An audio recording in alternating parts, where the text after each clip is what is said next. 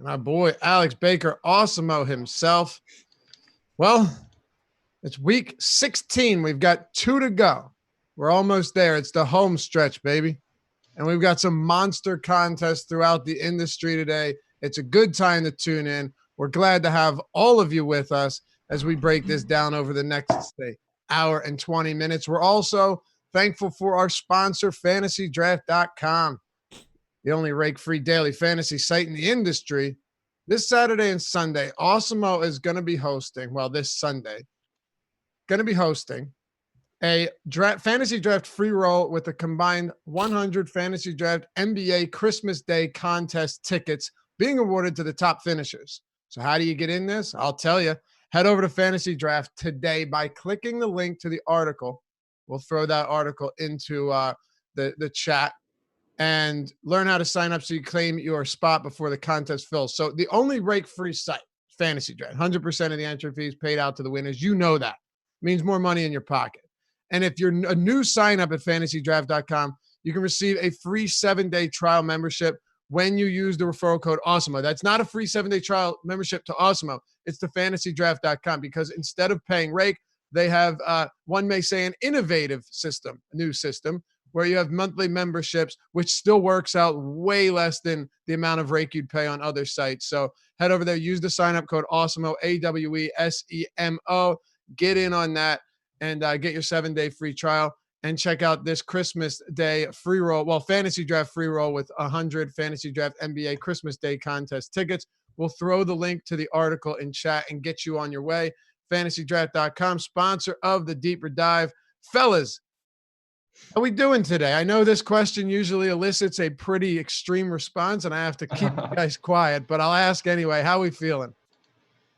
Man, last night I had a little holiday party with some friends. So, okay. Man, apparently most people aren't on the average NFL DFS schedule where they take it easy Saturday night. I don't know. How about you guys? How you feeling? You been hungover? I mean, I tried to balance the two things, so I left at like 10 p.m. so I could get up to at 6. Well, that's not bad. But, now, are you in your office? Or are you at home? Where are you at? Yeah, this is Awesemo office here. Okay, so you actually came into work today. Yeah, I mean, they don't even have the heat on. I got my space heater going and everything. All right, so you can't be in that bad a shape. Ben, you're getting over a cold from 2 years ago. How you feeling? I'm on the precipice of being back to quote-unquote normal. Now I'm fighting a cold. I'm all right. The bowl games yesterday were an unmitigated disaster. But the NFL games were actually pretty good. So this is one of my favorite. I love this slate. Like an 11. This is my ideal type of slate. The bowl games were terrible games or terrible for DFS? No, terrible for betting. Neither of those. For betting too. Yeah. Just ugly games. So we'll get back on track here. And there are some monster contests out there today. Unreal. No matter what bankroll you have, if you just go over to any of these sites, you're going to find something that's, gives you an opportunity to win like 20 grand. So like that's a minimum, at the minimum. So there's a lot of good stuff going on today around the industry, and we're going to kick it off right here on the Deeper Dive. Let's do it, boys. Alex, I'll start with you. Atlanta and Jacksonville. Falcons coming off a impressive win against the San Francisco 49ers.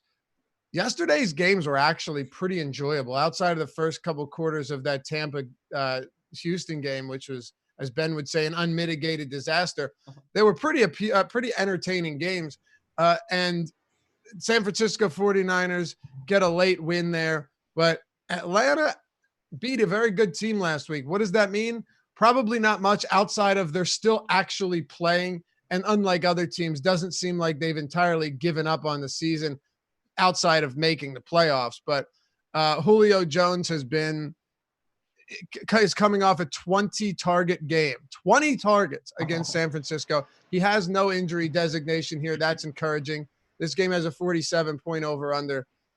And the Falcons, 7.5-point favorites with a 27.3 implied total. So, Alex, that is right now the third highest implied total on the entire slate. Going to the Falcons here without Calvin Ridley, just going up against a bad Jacksonville defense.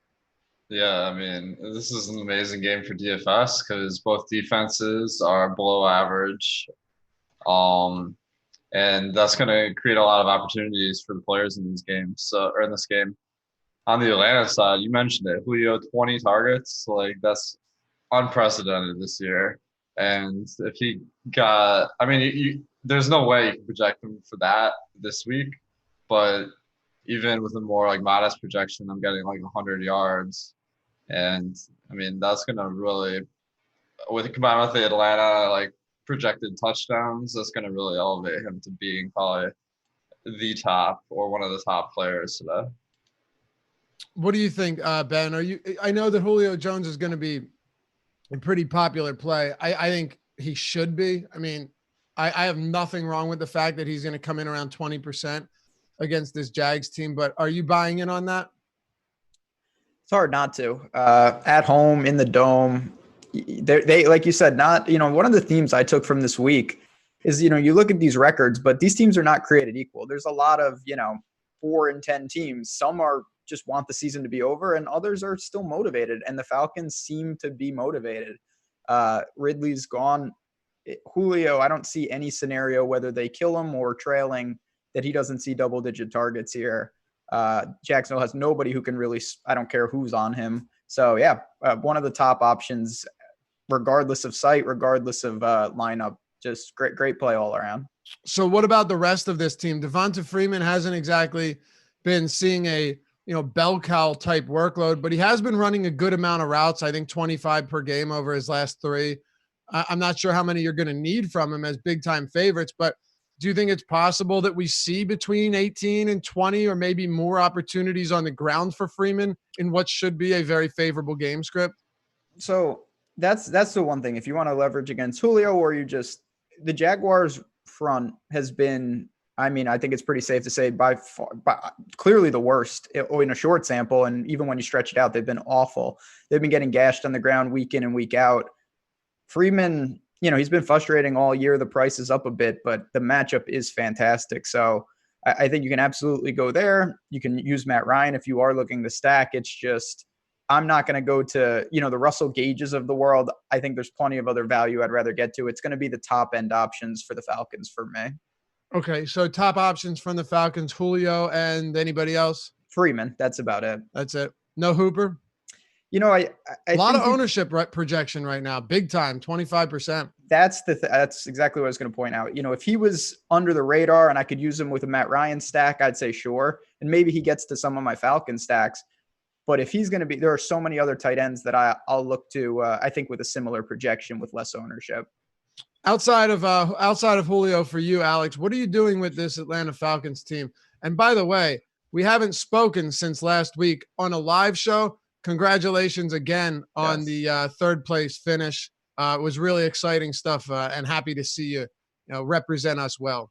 Thanks, man. I actually got 4th place on both tournaments. So it was $500,000. So. I mean, yeah, it felt like I just won the lottery or something, man. When Julio scored that touchdown and I had him, I was going nuts. And honestly, that touchdown, that pass to Hooper was a touchdown. So I was not opposed to them overturning that at all. Maybe I'm wrong. Ben, I thought it looked like a touchdown. So did I. I mean, I was rooting for the Falcons. That's right. For a lot of reasons, but it worked out for me too. I was all over Julio. Worked out for Alex. That was really cool. Yeah, man. It was beautiful. It's pretty improbable. So I mean, that made it all the more sweet to kind of see my winnings climb a lot after that touchdown. Yeah, just a bit. Marginal increase. What are you thinking outside of Julio? So I think the Falcons stack is definitely in play. I have them as the highest chance of being the top stack this week. And the fact that they're favorites this week is kind of having them less than they would otherwise be. But I like the Jacksonville side as well. Gardner Minshew has been pretty decent. And DJ Shark coming back should be a boost for their offense. But I think Freeman is kind of the other option. I noticed he's actually the top projected owned player on FanDuel today. So I was kind of amused by that. But Atlanta's just trailed most of the year, so they haven't run the ball quite as much. in a game where they're a touchdown favorite, you gotta think they're going to run the ball a lot more on average. Okay.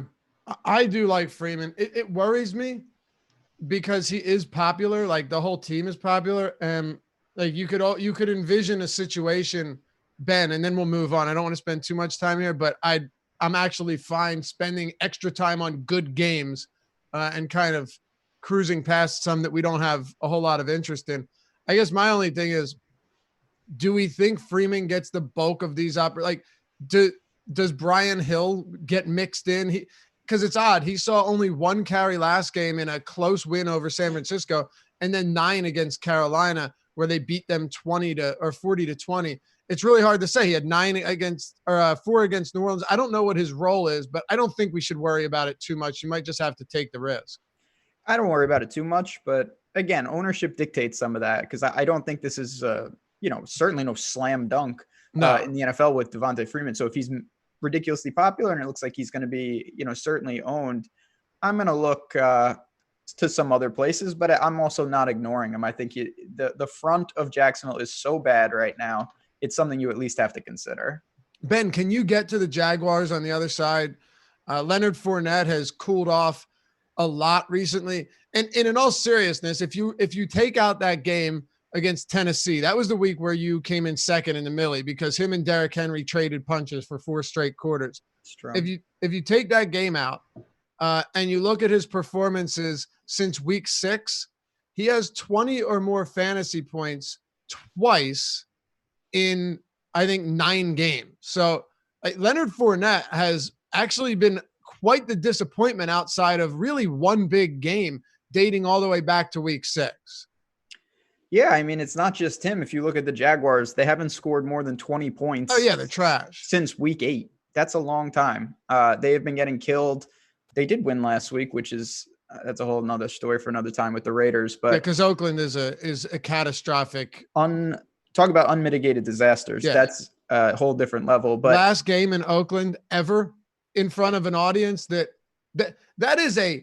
an audience. That's a crowd that will stick with. I mean, the Black Hole, you come in there, it's loud, it's going crazy. You've got a 17-3 lead at halftime and you lose because Chris Conley scores 2 touchdowns in the 4th. That's just unacceptable. Yeah, it's quite bad. Having said that, Fournette, we know he's going to get the touches. We know he's going to get the work. I don't mind running it back with a guy like that. Now, the wide receivers, as Alex mentioned, Shark looks to be healthy. I don't know if I'll get to much Minshew. I guess you could roll it, but Atlanta is playing better. So I probably, just because this is a game in the Dome and, I don't see a ton with 11, I'll probably take some shots with Fournette, but it's not a team that I'm overly excited about. Alex, what about you and the Jacksonville Jaguars? I kind of like him. Fournette is a guy that, his team stinks, but he makes up such a large part of it that against the weak Atlanta defense, if Jacksonville excels, he'll certainly be in a spot where he could score as many points as anyone in the league. And then they have Shark. That guy is always kind of overpriced, so it makes it a little bit harder to get to him. But a pretty decent play, especially on FanDuel where he is only 6.3K. And then the other guys, they saw a price bump because Shark missed the last game. So I'm not really on any of the secondary receivers for Jacksonville.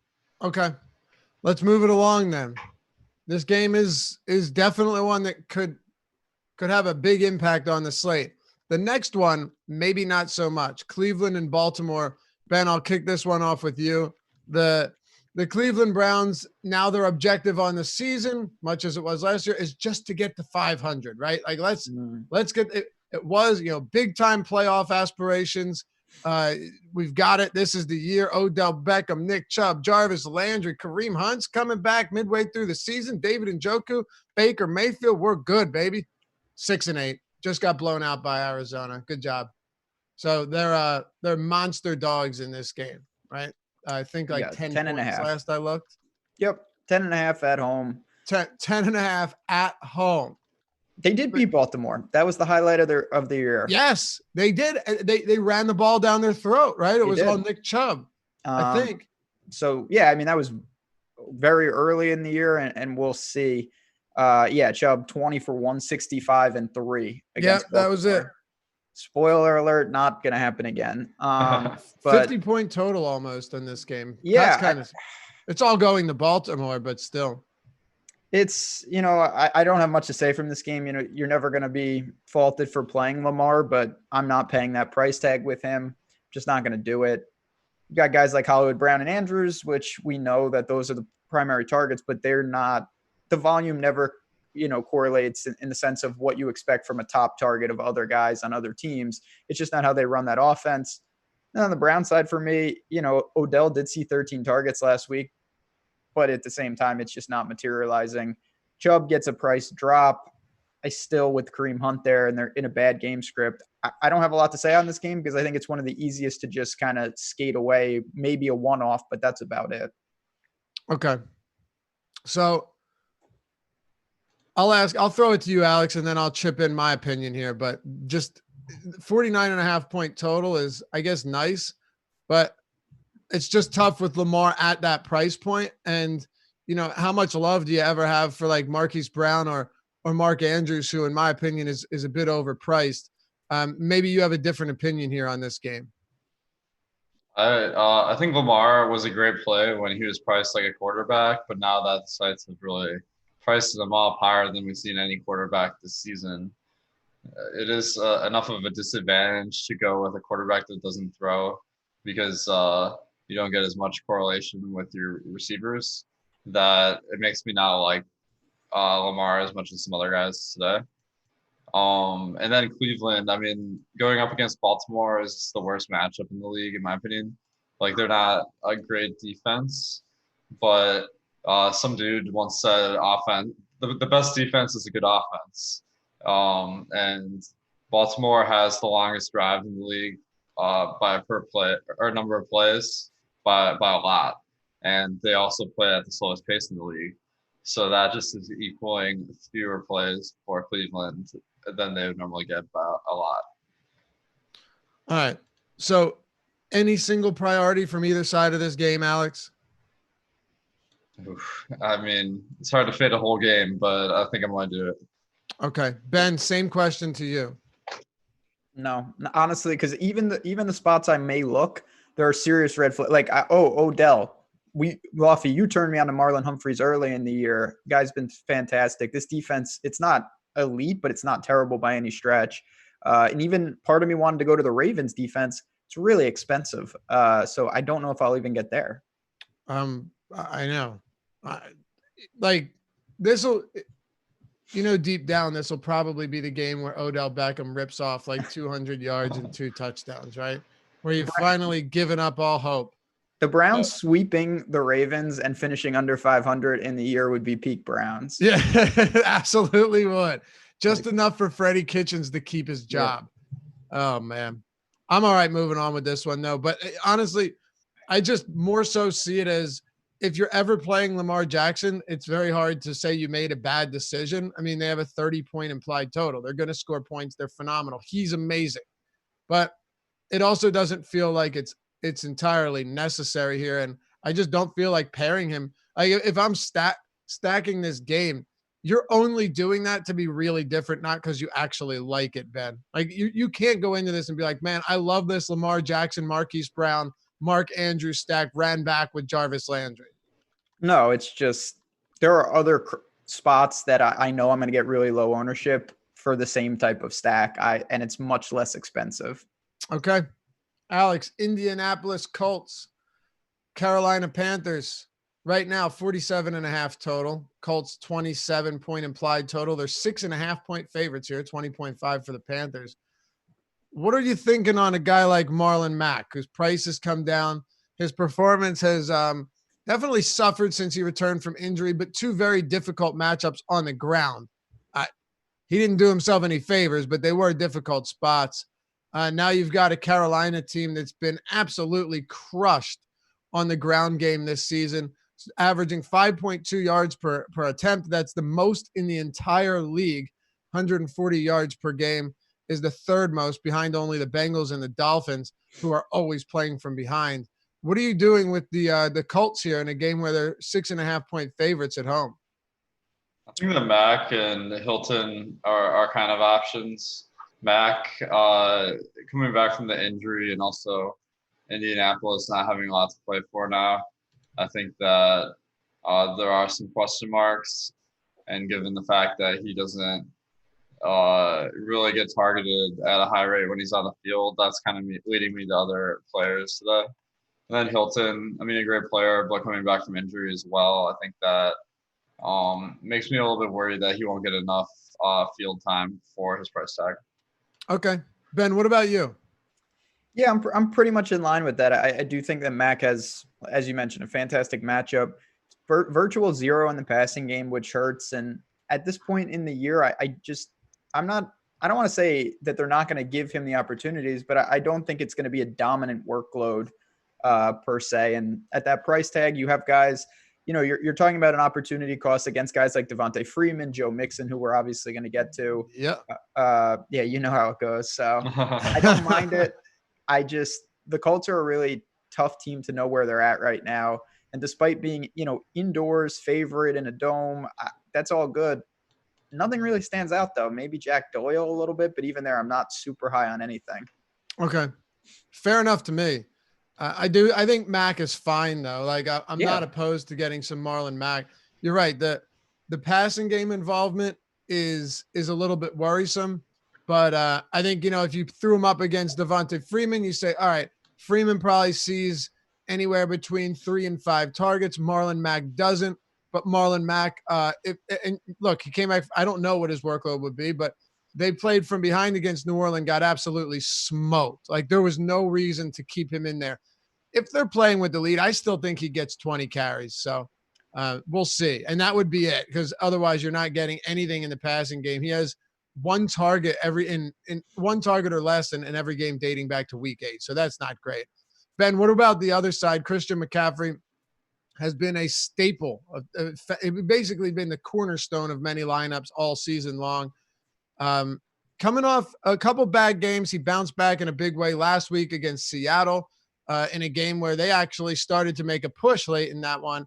Finished with 87 rushing yards, 88 receiving yards. He doesn't have a 100-yard game since week 10, but it kind of doesn't matter. Are you getting to Christian McCaffrey against the Colts today? I am. It's true. I don't. It's funny. It doesn't matter in the sense that he still finds ways to give you performances. But if you're looking for where Christian McCaffrey is a staple of winning lineups, he's gonna need to get bonuses in addition to touchdowns, because when he gets 35, that's great. You're not killed. You're all right. But it's still an opportunity cost where a lot of times he doesn't appear on those top lineups. So we're in a situation where to really smash, he's got to do that. Now, I'm not forcing him in, but with some of the openings, the Derrick Henry situation, I found myself more able to get to him. I don't think the quarterback change makes much of a difference. If anything, I think Greer will be, prone to giving him a bunch of targets. Not that Kyle Allen wasn't. So I feel like he's less impacted than maybe someone like DJ Moore, who I'm not sure how effective Will Greer will be, to be honest. I think he's a worthwhile consideration at the price. But for me, McCaffrey is still the obvious choice for the Panthers. So you do have some interest in Willie Greer. I think if you want to build, with a very aggressive, say you want CMC and Michael Thomas and Julio or something really aggressive, you just don't have other opportunities where you can get a quarterback in this price range. So for that reason, I think you consider it. But for me, it's certainly not a priority. It's a secondary type option. Okay. Alex, what about you? Yeah, I think when you have a quarterback that is priced really low, that inflates their ownership to some extent, even if they aren't very good. And I think that's kind of what's going to happen here. But really, you need the stack to go off. So I don't think there's a very high chance of that. DJ Moore is a pretty good player, so I could see having him. He's really cheap on FanDuel. Maybe it's just everyone cheap on FanDuel, because that's not like a broken record over here. But yeah, I think not your best bet. I'd probably look elsewhere than Greer. What about outside of Greer, McCaffrey on the ground? Is this a spot where you pay up for him? Because I mean, every week he's viable, but like, do you see this being a spot where roster construction would be conducive to playing Christian McCaffrey? I think so. I mean, he's the top projected player of the week for me. And the fact that we have some real value options at both running back and wide receiver makes him pretty easy to cram in there. So I think it's fine. Certainly not mandatory given the opportunity costs. You know, there's some other studs on the slate we're going to want, like Julio, Michael Thomas, and a bunch of other dudes. So any week is anyone's game to have the highest fantasy score. So it's worth kind of mixing and matching these guys. Okay. Sounds good. Do you guys want to hit on anything else here, or should we move it along to Miami and Cincinnati? Oh yeah, this is the game. Let's move it on. I know, Ben, you're excited for this one. 45.5 point total. Bengals favored on the road, 1.5 points, 23.5 implied total, 22 implied for the Miami Dolphins. Just a thrilling football game we've got on our hands today. Everyone's on pins and needles waiting to see the result. I mean, I'll just start with Cincinnati, Ben, and then I'm going to throw it to Alex for some Miami talk, because he's been a big Miami backfield guy. You've been a big Cincinnati backfield guy. Joe Mixon, he's coming into this game having seen 25 and 23 carries over his last two, then 19, 18, 15, 30. I mean, is Joe Mixon going to get the same workload today in a game where they're favored, but believe it or not? And how much do you like him? I know both of us are Joe Mixon truthers and kind of hoping that he closes out the season strong. Oh yeah. I mean, it's just, there's a lot of players like this. It just feels like you and me should be able to get him at discounted ownership because we were on him when no one wanted him. Now he's going to be super popular. I know. It's a shame, isn't it? It really is. We played him when no one wanted him and he was terrible and nobody still wanted him. So yeah. For weeks, months. Yeah. Maybe years. Yep. Correct. This is as good a spot as you're going to find. The weather is a mess down there. I don't know exactly what that means, but I feel like if one person is not going to be Joe Mixon's, they can give him the ball anytime they want. That's a huge advantage. We've seen, you mentioned that when you're talking about the carry count, those games, the outcomes of them the range was gigantic. There were some Bengals wins in there. There were some blowout losses. Yeah, great point. It doesn't matter. He gets the work repeatedly. He's going to get it here against the Dolphins defense that is terrible. One of the most popular plays on the slate, but also one of my favorites. Great point. Yeah. The result, the score has not mattered. Nope. Playing ahead, playing behind hasn't mattered. Alex, quick take for you first on Cincinnati, and then we can talk a bit about this Dolphins team. It's a bad football game, but it's still one that should be close or competitive. And by competitive, I mean close. And both teams have actually had some fantasy value of late. Devontae Parker has been an outright stud over the past, month and a half? Yeah, I mean, I think Cincinnati, Mixon is definitely one of the top plays of the week.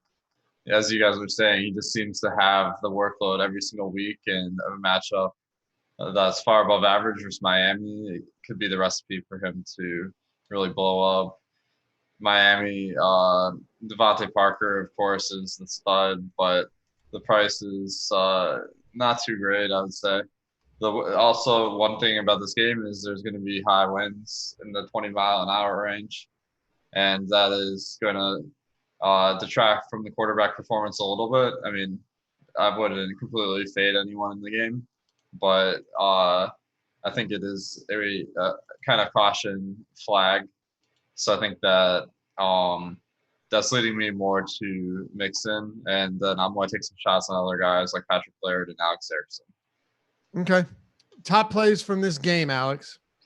I like Erickson as kind of a value wide receiver because everyone's going to be paying down for running back. So if you pay down for wide receiver, maybe you have a really unique build. And then Mixon. Okay, Ben, talk to me about Miami and then give me your top options from both sides. So Miami, yeah, I mean, obviously it's a game. The weather is a wild card, and I am a little concerned, but I'm still going to have exposure to this. Well, when you said weather, I don't know what that means. Is going to be bad. What are we talking about? I mean, it's going to rain. The wind, as Alex mentioned, could play a factor, but we've seen time and time again. I think it's so results oriented. If this game finishes really underwhelming, everyone's going to say, you see, you can't play these games in the bad weather. And if it shoots out, people are going to say, you see, the weather doesn't matter. And I don't know exactly how much we can draw from it. So I'm going to probably stick with what I want to do, which is attack this game. You know, you've got Fitzpatrick. We mentioned Parker, Albert Wilson against the grain, Gesicki. These are all guys that I'm going to look to when I am stacking it up. The running back situation in particular for Miami is something I'm not too high on, whether it's Laird or Gaskin. So that's probably behind when we're talking about priorities. It would be Mixon and then that Dolphins passing attack for me. Okay. So how much do you like Mixon today? Because he is popular. I just like, is he somebody where you are just in love with him? So the problem is, I think you have to, this is where ownership is so important. Yeah, I knew like that. You have to get the right leverage. So I'm forced to love him because if I take 20% of Joe Mixon today, that doesn't do anything. I might come in vastly underweight, and that's not what I'm trying to do. So the field is dictating that I need to make a pretty aggressive stand, and I'm willing to do that with Mixon. Okay. Yeah, Alex, just one more to you here. Is there anyone from either side of this game where you're saying, all right, I could see myself having a lot of them today? I don't know if you've crunched lineups yet. There's actually 22 guys, both defenses. Because, look at that. Yeah. Sly fella over here. These are, the weather is a great thing for the defense because maybe they overthrow some balls that turn into picks or something like that. And then you got two guys. And Dalton's not really above average in the interceptions, but I'm hoping the win will elevate Miami defense a little bit. But Ryan Fitzpatrick throws picks at one of the higher rates in the league. So I think that the Bengals defense, although they really stink, are going to be good options this week. All right. So we got 4 games down, 7 to go. Plenty of time left. Then you got the intermission. 6 to go, what's up? I said it's really 6 to go when you talk about this next game, but that's neither. That's a very, very fair point. And then we've got the intermission show coming up next. Nolan Kelly and Sam Smith will give you all of the breaking news and inactives with fantasy implications. They will lead you up to live before lock with Josh Engelman and Chris Spags. Exciting stuff here at awesemo.com, youtube.com/awesemo. The place to be, boys. New York Jets, Pittsburgh Steelers. Yeah, I guess Ben wasn't lying. It's a brutal game. I don't know. Maybe people get excited about Le'Veon Bell making it's not even a return. Game's in New York, and he's playing against the Steelers for the first time. Said he misses the fans, but he's not projected for much ownership, and he shouldn't be. It's a phenomenal defense, just a phenomenal Steelers defense. There's not really any reason you would want to go here unless Alex sees some leverage spots, some good contrarian positions to be at that I've missed or haven't caught on to. 37 over under. It's the lowest on the slate by 2 full points. The Jets are 3.5-point dogs at home with a 16.8 total, 20.3 for the Steelers. A real barn burner shaping up to be one here, Alex. Yeah, not excited about sacks here, so I'm more looking towards the running backs where maybe they get a lot of carries. So James Conner is someone that I'm kind of enthusiastic about coming back from injury. Probably they're going to lean on him a lot because they're really trying to compete for the playoffs, but the price is too high on him. So I'm landing more on Le'Veon Bell, who's cheaper. And especially on Yahoo at $18, I think he's a core play there. So if you absolutely love revenge games, then maybe playing him on Yahoo is your best bet. Okay. Ben, what about you? Yeah, just a brutal game. I will say, get my hot take right out of the way. Jets win this game. I like them to win. 3-point dog at home. I think they end the Steelers today. It's just anemic offense. I'm not a Doug Hodges guy. Connor being back, yeah, I think they will try to lean on him. But it's just going to be such a slow, methodical game where, unless offenses are turning the ball over to give the other one short fields, I don't feel comfortable with either of these teams sustaining drives. So I looked at Le'Veon Bell. He's just with so many guys that we already mentioned. The Freemans, the Max, even Mixon. It's in the neighboring price range. I'm not going to have a ton of room for anyone here, and I'd be pretty stunned if that comes back to haunt me. Yeah, I would too. I mean, what are your thoughts on the defenses? A little bit more in depth here. Can you see yourself getting on board with either defense, like pretty heavily, knowing that price points are, they're up there. Even the Jets are priced a little bit higher than you usually see them. That was my issue. If they were towards the bottom, I absolutely would go to them. Pittsburgh is near the top, and I don't. There's another defense that's towards the top that we'll get to that I like quite a bit this week. So I wouldn't fault anyone. Defense in a game like this, I get it, but not a priority, to be honest. Okay.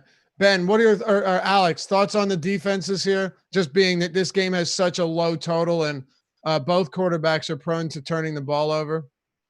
Yeah, I mean, it's fine. They're not cheap. Pittsburgh, especially, really priced up this week. Except on fantasy draft, they're a little bit cheaper. But I think that you can find the better values somewhere else. Okay, let's keep it moving then. Like you said, Ben, we really had 6 to go. Tennessee and New Orleans. Stick with you, Ben. Well, it turns out that Ian Rappaport had actually tweeted something earlier today that I found interesting. He said something weird with the way the schedule works out. This game actually doesn't mean a damn thing for the Tennessee Titans.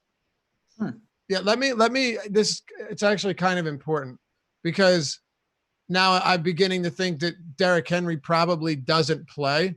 So let me read you what this said and get your take on it. Because I was really, excuse me, I was really hoping that this would have meaning. But here it is. So he says, weird scheduling quirk today. Turns out the Titans-Saints game means basically nothing for Tennessee. It does not alter any playoff scenario per NFL research.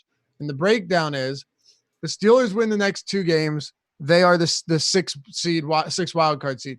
Steelers win 1 of 2, and Tennessee beats New Orleans but loses to Houston. The Steelers also get in. Steelers win 1 of 2. Tennessee beats Houston. So next week, then the Titans get in. Steelers lose the next 2 games. Titans get in. So it doesn't even matter what happens today. Interesting. That's not something I knew, but regardless, I thought Henry would play. I thought this was a maintenance related thing. And I was pretty surprised to see that it looks like he is not going to be available. And boy, I think that's it's not as simple as some other teams, even with premier backs, where they can slide someone in. Deion Lewis is not built to handle even no a remote. Way. Like that is just not the thing. They're going to be relying on someone that I didn't know existed. Who was Dalen Dawkins? No, someone else. Kari Blazen game. Sure. Why not? So I guess we'll see. I don't think that Tennessee is built to withstand even though Tannehill's been good, they can't have him throwing the ball around. They are at home and the spread is held pretty firm. But man, what a huge blow if Henry in fact sits. Oh, it's massive. I also have him in a championship for a dynasty league that I crushed all season. I went 22-2. I think you play 2 teams each week, and I just annihilated. And now my 2 of my top running backs, I have McCaffrey, I have Dalvin Cook out, and I got Derrick Henry. So yeah, that's not good. Yeah, so it looks like I'm gonna get dumped on, but yeah, whatever. Can't win them all, Alex. Well, you can. What are you thinking with the Tennessee side of this game? Derrick Henry right now, it was downgraded from, he wasn't even on the injury report. He practiced in full all week, and then he was downgraded as questionable, and now he's not even expected to play. So a huge blow for this Tennessee team. Yeah, honestly, I don't think the line moved very much. So it's kind of interesting. I initially kind of thought what Ben was thinking, where maybe Deion Lewis would be overrated because he isn't really a workhorse back. But all the NFL analysts seem to be saying that they're expecting him to be in the featured role. So I do have some interest in Deion Lewis if that report turns out to be true. But I think it's a big boost to Tannehill because regardless of who's starting at running back, I think that they are going to probably run the ball at a lower rate today. And it's also a bad matchup for running the ball because of game script. So I think Tannehill will get plenty of chances to throw. So I think stacking him up with A.J. Brown could be a pretty good play. Okay. Yeah, Ben, does A.J. Brown, like right now at his price point, can you see yourself getting to Brown in a tough matchup? He's been really good. Oh, he's been amazing. But no, I cannot. So, in a vacuum, in reality, I would love to have some. It's just you have to prioritize. It's not saying, oh, I think A.J. Brown is terrible. He can't make value at this price. It's just, okay, if I play A.J. Brown there, what am I sacrificing? And the things that I'm sacrificing to me have easier paths to really pay off. And I do think that, we'll see how ownership comes out. But with Henry sitting, a lot of people, and maybe rightfully so, are going to say, okay, A.J. Brown and Tannehill, that's how they're going to have to attack. Tannehill, Dion Lewis, who can catch A.J. Brown. And I'm not sure I'm there quite yet. All right, fair enough. Talk to me about the Saints side of the ball. Alvin Kamara, you want to talk about an unmitigated disaster? Yeah, I said it. Yeah. Alvin Kamara has been a colossal disappointment this season. Okay. There's no two ways around it. Like, this is a guy in seasonal leagues you're drafting as a top 5 pick, right? He has 25 plus fantasy points once all season long. In 12 games, he has one game with 25 or more fantasy points. This is not what you were expecting from him. And the sites keep baiting us into playing him. Oh, 7K Alvin Kamara. Tough matchup, but man, you got to turn it around. Oh, all right. Alvin Kamara, 7,300. You got to get there. He hasn't been great, but it's going to get better. It hasn't gotten much better, Ben. Well, he's only scored in one game. That's amazing. So that makes it a little difficult. And wait, both his touchdowns were in one? Yeah, against Seattle in week 3. So that's just, I can look at that two ways, though, honestly. Like, if you just pulled the touchdowns from everybody, you're not going to have a lot of, smashing the price tags out there. You have to find the end zone. But there's also, the evidence doesn't lie, that they are prioritizing these bozos around the goal line. They do these gadget plays and Taysom Hill, and we need to get this other guy named Hill the ball for no reason. For sure. And that makes it tough. And now you have Michael Thomas there, who, again, I want to make it clear, Michael Thomas is phenomenal. He's going to break the record. He's unstoppable. I am coming in underweight, though. I am not going to pay that tag for him. I don't love the spot, and that's one of the stands I'll be making today. Having tried to leverage against that means I'm going to get to some Kamara, because if Kamara has a huge game, it makes it even harder for someone like Michael Thomas to have a big game. So that's where I'm at with the Saints. It's not a team I love outdoors, but if I had to pick one Saint, it would be Kamara. Okay. Look, I want to keep getting back to Alvin Kamara. Like, I do. And last week it was a lot. The argument wasn't easily as made because of his ownership, but the crazy thing is he keeps getting ownership. Like, we keep going back to Alvin Kamara, Alex, and right, you got him at 12% projected ownership on an 11-game slate. That's still pretty high. Michael Thomas is up there again because he's just incredible. What are you doing with the Saints against Tennessee today? I think Kamara is a good play, but probably not the best play on Slate. Depending on the site, on FanDuel and Yahoo, he's incredibly cheap. So I think he makes a great play on there. But on DraftKings, there's some other guys in fantasy draft like Mixon that may be in more appealing spots, cheaper price tag. But I'm not really worried about the production at this point. To me, it's all about workloads. I'm seeing the workload is there. So I'm optimistic that he has that variance necessary to really jet you to the top of the leaderboards.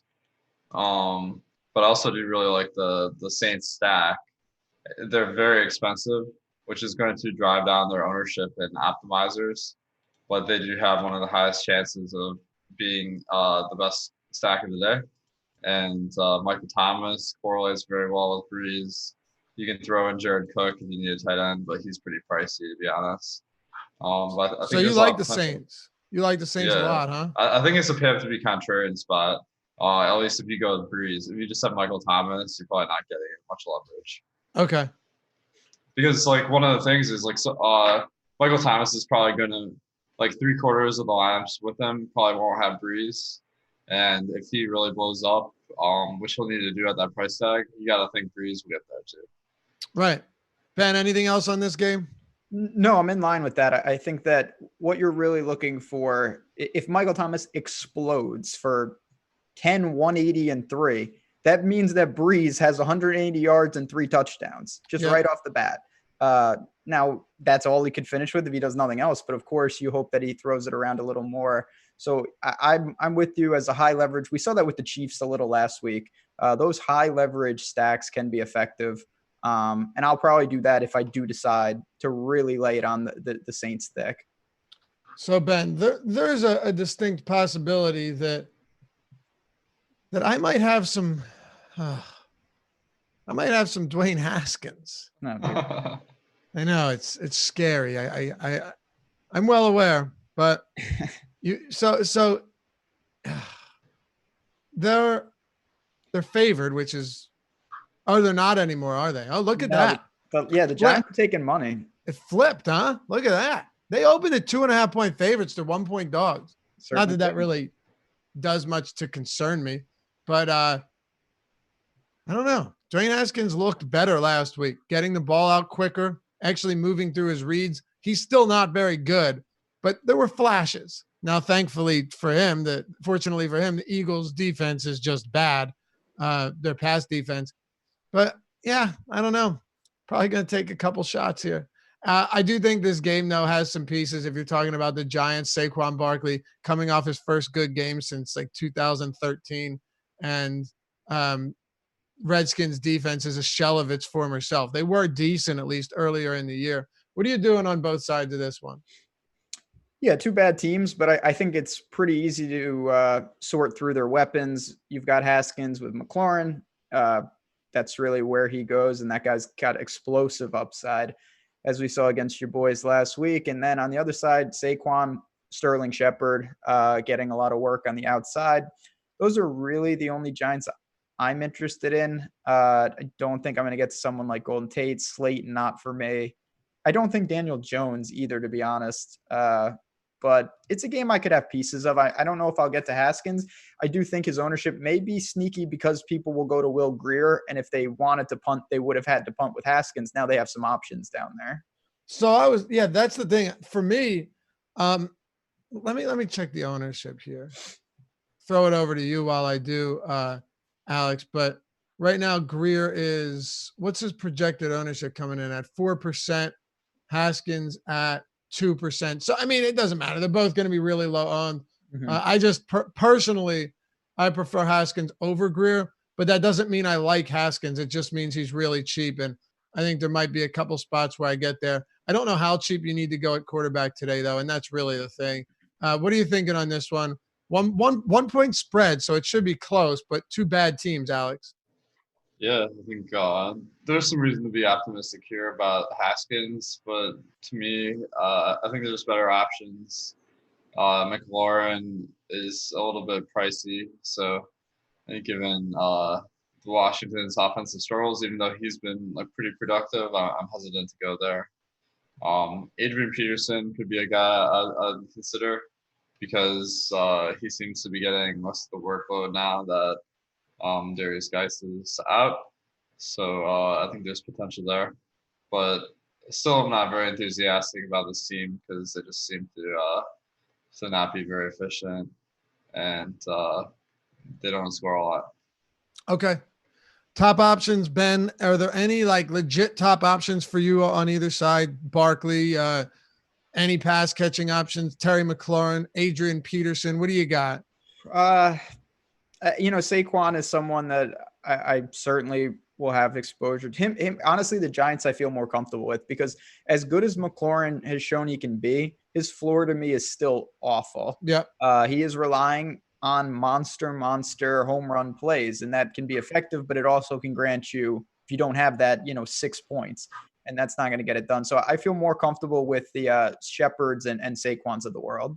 Okay. Let's flip the page then to the next one here. Alex, and we'll start with you. We've got a Another game that isn't expected to feature a ton of scoring. There might be a few sneaky spots on one side of this game, but that's what we're here to do, is break it down right now.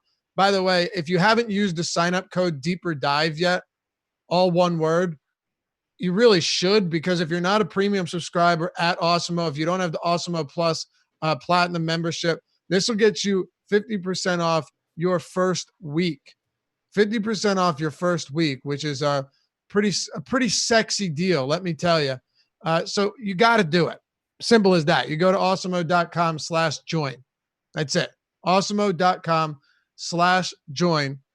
Scroll to the bottom. You can see videos and tutorials on all of our top and most popular tools that have been developed and used daily by Alex Baker, by Awesemo. And use the sign-up code Deeper Dive. We'll get you 50% off your first week. Ownership projections, player projections, the top stack tool, boomer bust tool.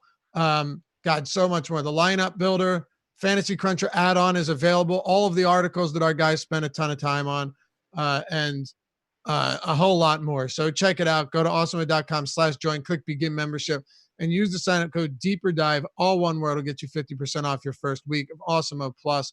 And if you want to check some free content out today, Alex's or Awesemo's NBA rankings are free, NFL rankings, and the NHL lineup builder. Check it out at awesemo.com. That'll do it for that. Okay, Alex, Denver and Detroit. Second lowest total on this slate, sitting at 39. It's come up from 37.5.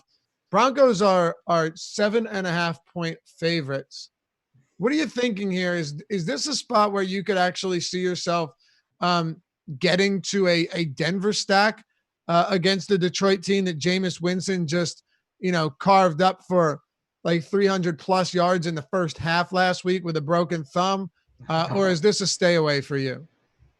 I mean, I think there's pieces of this game that are pretty appealing, but on the whole, probably not the most attractive game this week. I mean, I'm not breaking any crazy analysis here, but Cortland Sutton's a guy that this has a ton of variance because he is targeted a lot and he's a wide receiver. So I think if he's not getting a lot of ownership, he's pretty appealing. There's a defense that's not that good. And then Lindsey would be the other guy in Denver that I'm interested in just because he seems to run the ball a lot and the price tag is fairly cheap. He's not going to stand out a lot this week, though, because you got other guys like DeAndre Washington and Deion Lewis that have just as big a role but are cheaper. Okay. Ben, do you have any forgive me, Alex, for not asking about David Blau and the Detroit Lions. I figure there wasn't a lot of interest there. Would I have been correct in saying that you're not big on the Lions today? I'm looking at Kerryon Johnson's price of 4,500 on FanDuel. Okay. And that makes a really great alternative to some of these other running backs because there was a report this morning that Kerryon Johnson will see significant work today. And to me, that meant he's pretty close to healthy. That checks out with me because he wasn't eligible to return until week 16. So he's been practicing for a while. And I think that the team's not in a good spot versus Denver, but Kerryon Johnson is kind of a low probability play that could really pay off. Okay. Ben, starting with the Denver Broncos, any interest here? Some. I mean, this is a team this is a perfect example of what I mentioned earlier. The Broncos are playing, they put in Drew Lock and they're playing hard and they're playing pretty well. The Lions have lost 7 straight and they are towards the bottom of teams that I trust in any capacity. Yep. So I think that Denver still has some things working. You look at Sutton. The running game is a little tricky. I do think that Lindsey will have opportunities in the right game script. I don't know if I'll get to Drew Lock. I don't think I want to go that route, but I feel pretty comfortable in the Broncos side. The Broncos defense is the one I alluded to earlier. I really like them in this spot. I think at home they have everything you would want in terms of being able to cause trouble for a Detroit team that I have no interest in. I've tried to take the stabs with Blow and Galladay. Amendola should see targets, but I just don't know how effective they will be in this spot. Yeah, it's just a really ugly spot. Somebody like Phillip Lindsay, we've tried when it comes to Phillip Lindsay. Hey, he's getting way more snaps than and are way more targets, not targets, way more opportunities, way more touches, way more total looks than Royce Freeman, and he's just done nothing with them, Ben. No, that's been a killer, and it still feels though that if he can get going in the right game script, he has that ceiling still. I would think so. Yeah. That is really all you can ask for with something like this in a tournament setting. The carry-on situation is something, and I definitely struggle with this because to me there's no logic whatsoever of giving him significant work here. I cannot believe they would do that, but they are saying they're going to do that. And that is just truly shocking. I can't imagine why they would want to trot him out there in a meaningless. Yeah, it makes very little sense. Insane. You have zero to play for. He's one of the few bright spots on this roster, right? Like, there's not a whole lot to be excited about. You got Kenny Golladay, and then Kerryon Johnson, who's had an ugly season to begin with. I don't know. I think it's absurd too. But like Alex said, they're saying he's going to get a significant workload. So I guess we'll just have to find out. Let's talk about a game that's got a little bit more appeal. The Chargers and Oakland. Alex, the LA Chargers. This is, like I mentioned earlier, I was dumb. I was shocked that Oakland came into that game, comes firing out of the gate. You're like, all right, this is what we expected to see, right? And they're up big at half by 2 or 3 scores. They end up losing to Gardner Minshew and Chris Conley. It's just inexplicable. In their last game in Oakland, against a Jacksonville team that has seemingly given up everything on the season. But here we are. And now the Chargers are big favorites at home. This is also a Chargers team that's coming off a monster blowout loss to the Vikings in LA, where they had 7 turnovers. They're 7.5-point favorites, 45.5-point total. Their implied totals at 26.5. So it's up there. Raiders at 19. Melvin Gordon coming off a game where he fumbled twice. Mike Williams, his floor is so low because Rivers can't hit the deep ball. He does have touchdowns in back-to-back games, though. His only 2 touchdowns on the season. And Keenan Allen, $6,300 on DraftKings. What are we doing? Yeah, I gotta give props to the Raiders for letting the Oakland fans move on easier by losing so much this year. But what a disgrace. I think that the Chargers are a pretty good stack because especially like the prices of these guys are pretty good, especially Keenan Allen, who hasn't really seen a breakout game this year, but he on per game basis has pretty good averages. So I think he's worth taking some shots on. Hunter Henry, actually pretty darn cheap depending on the site. Fantasy draft 8,700. That's pretty good value there. And he's another guy where he's not seen a lot of targets in the past couple of weeks. But I can't think of any reason why there would be a change. So I'm kind of looking at the season-long numbers and seeing a pretty good opportunity here. And then Gordon, Eckler, pretty good plays. And I mean, those are guys you can sprinkle in for sure. All right. So Ben, you heard what Alex said. The backfield for the Chargers, we're going to spend a little time on this game anyway, so no need to rush. The backfield, you've got occupied by Eckler and Melvin Gordon. I don't know. Earlier in the week, we had Melvin Gordon projected for like one of the highest owned players on the entire week. And I believe that we've seen that ownership drop pretty precipitously, but it's still at 15%. It's still up there. It's still high. Meanwhile, Austin Eckler in the same game, he's projected for 8% ownership. Hunter Henry's up there at 10%. Keenan Allen, rightfully so. Keenan Allen's at 20% or 18.3. So there's definitely a lot of attention here going to the Chargers. What are you doing? I'm in line with that. I do like these Chargers skill position players. They are at home. Not that means anything. Oakland, though, is just decimated. That defense is broken. Even the Jaguars had success. That tells you really crazy. all you need to know. the question that I really have, and it kind of answers itself. It's, if you like Eckler and you have Keenan Allen in there, you kind of have to look to Rivers in some of those lineups. And that has forced me to stack up the Chargers in some spots, which we'll see what happens. Obviously, Rivers had a really bad year. I think the turnovers 7, as you mentioned, that's insane last game for this team. That's just too many turnovers. This is a really good spot, though, against Oakland. And then on the other side, you do have some options if you want to run it back with 1 or 2 of the Raiders. Okay. So who are your top plays from the Chargers side of the ball then? So Keenan Allen, I think, is by far the safest. He makes sense in any game script, and the price is just not reflective of it. After that, honestly, I think it would be Eckler for me. He's a guy that they know what they're going to give him. He's going to catch the ball on a full PPR site. It's really valuable. Mike Williams, as you mentioned, more of the home run threat. It's going to have to catch, a big bomb or a red zone target, which he has the size to do. But at the same time with the Chargers, you're a little reliant on what has been a subpar offense at times. Okay. So, Ben, staying with you, Oakland, DeAndre Washington is currently projected for a ton of ownership. I find this somewhat fascinating. I understand it, but they do have a sub 20-point implied total.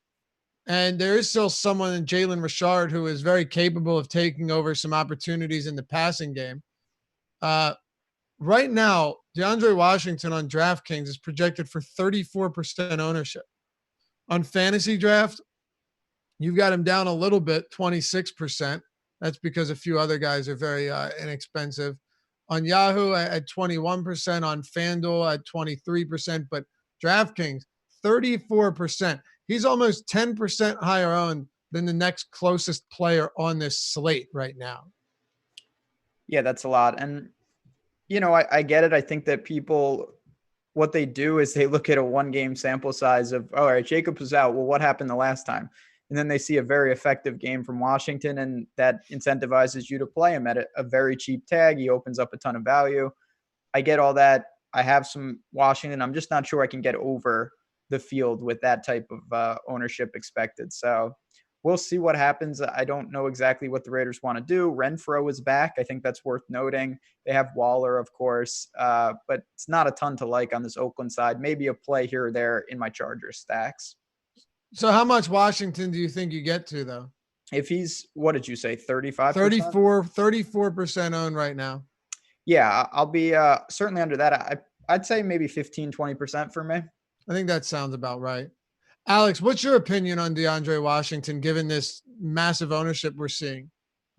I mean, he's the obvious kind of value of the week.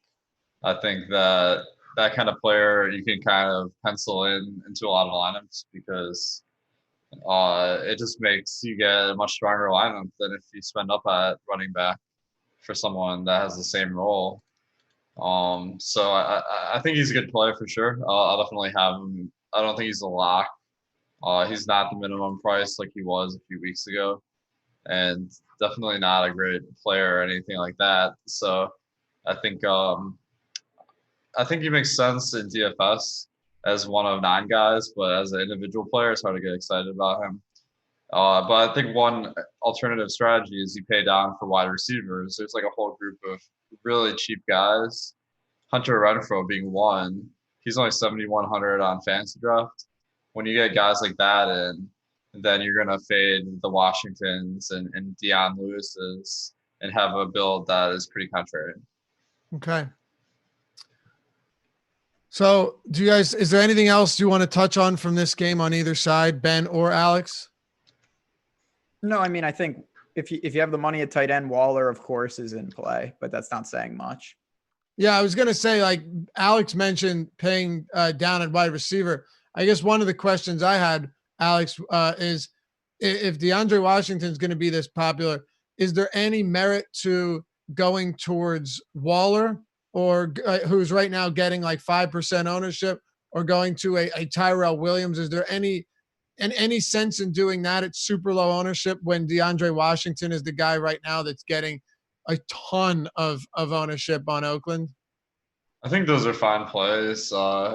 I'm not really landing on them just because of trying to optimize projection in the lineups. But I think that Jalen Richard might be the pivot because they can't share the field at the same time. And we saw 2 weeks ago with Jacobs out, Richard saw more playing time, and he saw about half the carries that Washington did. And if the game script starts getting away from them, I think he might be the one to get more snaps. He's even cheaper than Washington, so I think that he could be a pretty decent player. Okay, let's keep it going here then. So 2 games to go. Dallas, Philadelphia. Here we go, Alex. This is a do or die spot for both the Eagles and the Dallas Cowboys. Both teams awful. Both teams sitting at 7-7 in the NFC least. It's a shame. I am a big Eagles fan, and I have been highly disappointed by this season. Carson Wentz, you have really let me down. But here we are, 2-point dogs at home, 46.5 total. Cowboys 24.3 implied, 22.3 for the Philadelphia Eagles. 2 of like middle of the road implied totals, nothing crazy. But we've seen Amari Cooper dice this secondary up several times since coming over from Dallas. Saw Terry McLaurin do it. We saw Darius Slayton do it.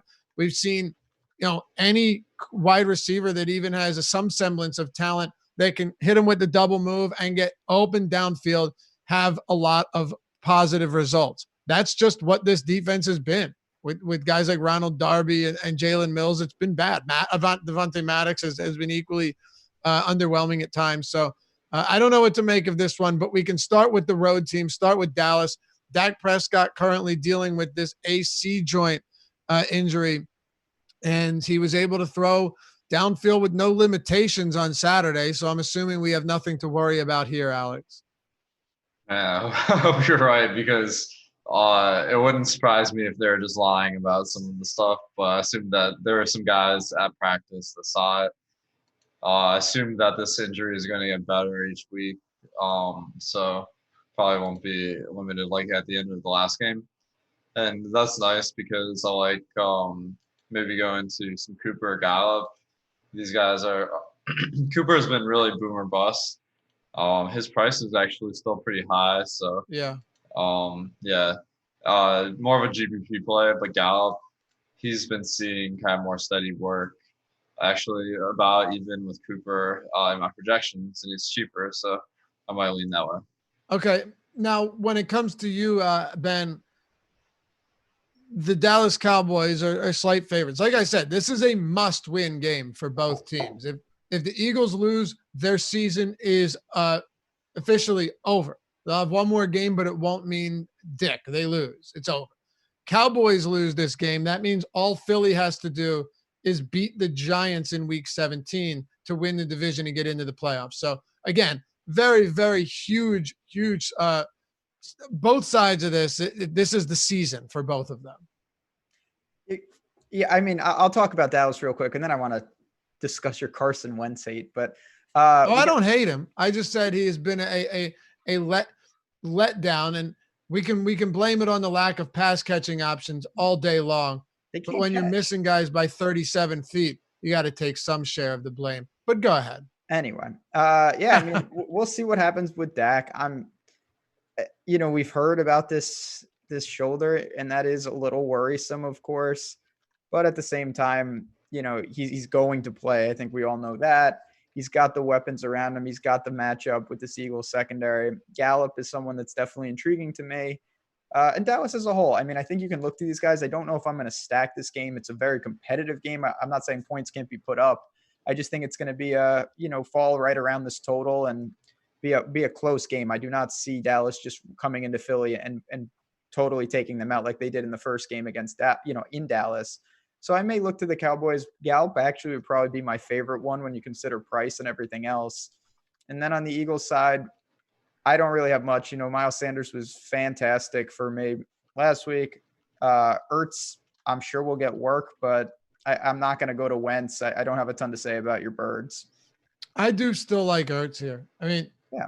The big thing is, like, if he sees less than double-digit targets, it will be a surprise. So the only thing that I worry about, and I don't I don't know the intricacies of this, but Is I them have doubling him? Yeah, I have seen teams bracket him, and the Eagles seem somewhat content to say, okay, that's fine. We're going to go to Goddard. We're going to go elsewhere. I don't know if they have the luxury to do that with the personnel they have right now. But I do worry about some teams have just said, you know what, we are not going to let Ertz beat us. Fair enough. And I believe Leighton Vander Esch is out for this game too, I believe. Yeah, he hasn't. Do you think they win before we move on? The Eagles? Yeah. I'm a eternal pessimist, so I'm going to tell you no, regardless of what I actually think. I'd be very surprised. I'm not saying they're definitely going to win, but I really expect them to play well today. Really? Yeah.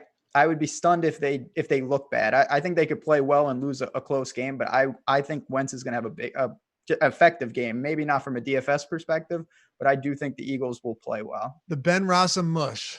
Yeah, it's a 50-50. All right, give me your quick. What's this retort that you want on Carson Wentz? It better not be as bad as Chris Spags telling me that Nelson Aguilar is actually pretty good, because that's just egregious.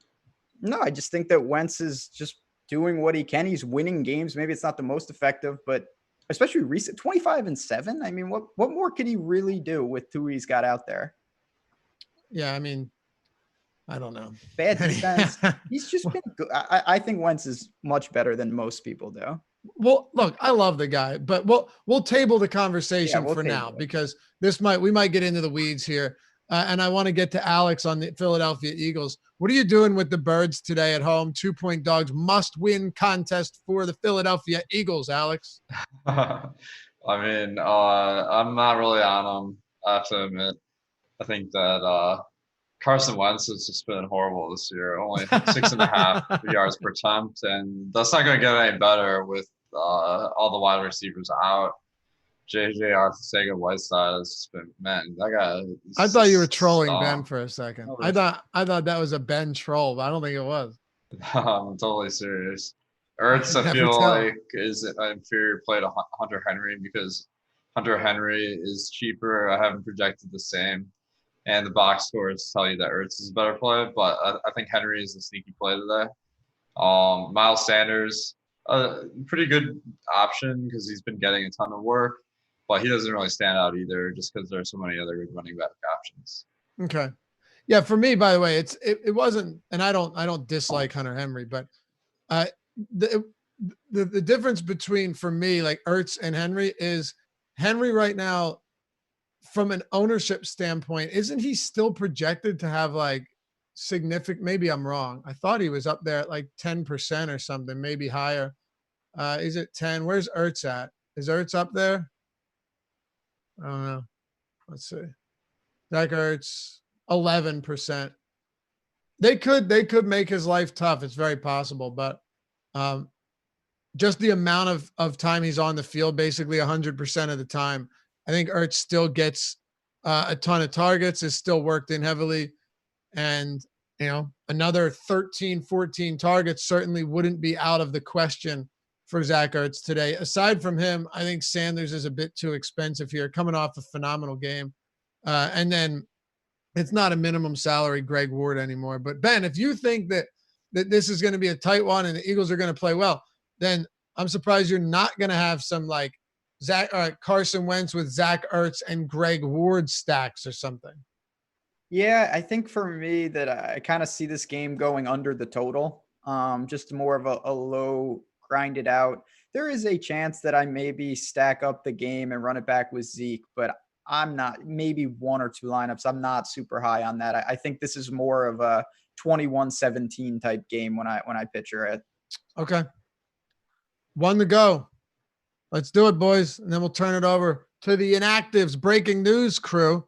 Nolan Kelly, Sam Smith will lead you up to Lie Before Lock with Chris Spags and Josh Engelman. Arizona, Seattle.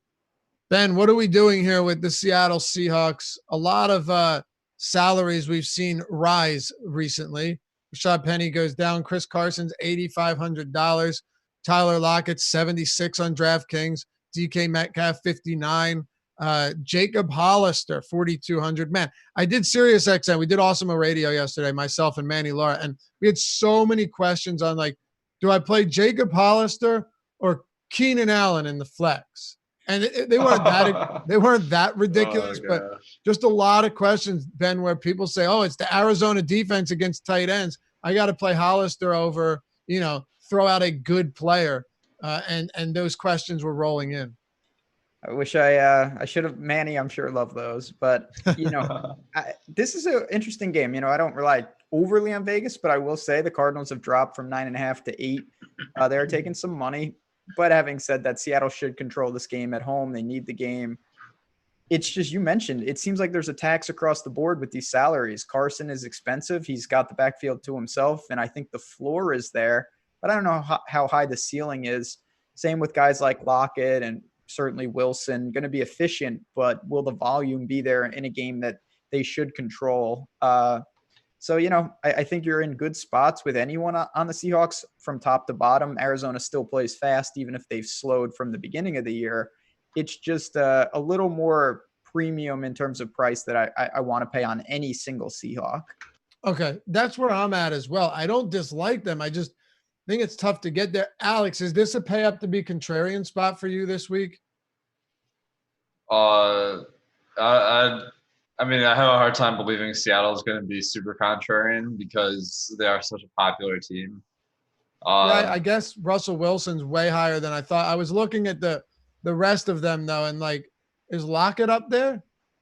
I mean, I don't doubt that none of these guys are really, really popular, but there's always especially if you're listening to this and you're playing in a low stakes, high entry contest.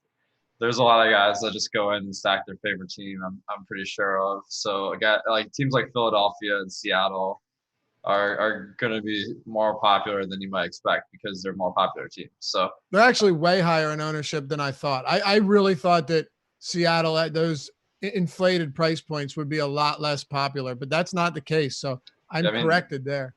Arizona's a really fast-paced team, and they're bad on defense. So that's really making Seattle players pop in my projections. But the price is high enough that it compensates for that. So I don't love them, but I think that taking some shots on these guys is totally fine. Carson, he's a little bit overpriced, but certainly an exceptional spot for him. It wouldn't be surprising if he was one of the highest scorers of the week. So he might be a guy where if you're just going off projections, he might be underrated a little bit. Okay. So on the other side, and let me just get your take though on Hollister. Are you willing to get the Hollister today, Alex? And then the same to you, Ben, because this is just a question I've been getting a whole lot recently. I think he's fine. It's not because of a tight end funnel or something like that. I don't really buy into that at all. It's just he has been getting targeted a decent amount. He's on the field a lot. Luke Wilson coming back doesn't really affect my projection for him because I don't think that will be a huge factor, but it has the potential to be. But the price is pretty decent, so I don't hate it. Okay.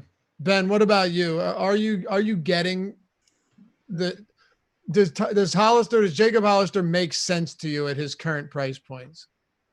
Not really, to be honest. I get it. And I may take some stabs with it where he fills out for the back end of my roster, but I think the ownership over accounts for what is a good matchup. There's no denying that when you get the Cardinals, you have more opportunities.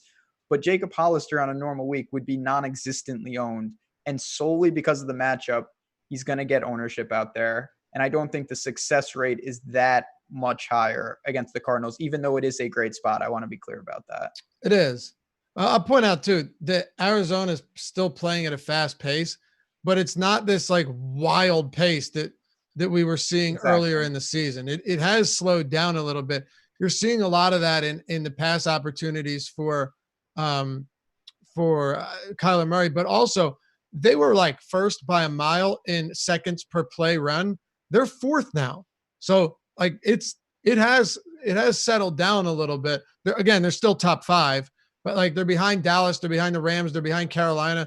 They're basically the same as Cincinnati and Miami and Atlanta. So worth noting, it has come down quite a bit, at least since we saw it earlier in the year. I think you probably saw a spot where Cliff Kingsbury knew that that it was not good for Kyler Murray the way he was struggling. But anyway, let's close it out, fellas. The other side of this game, I can't imagine we're going to spend a lot of time here. But hey, if Seattle's popular, Ben, are we running it back with anyone from Arizona? Problem with Arizona is it's just such limited options. Kirk has a Q tag. I believe he's good to go, though.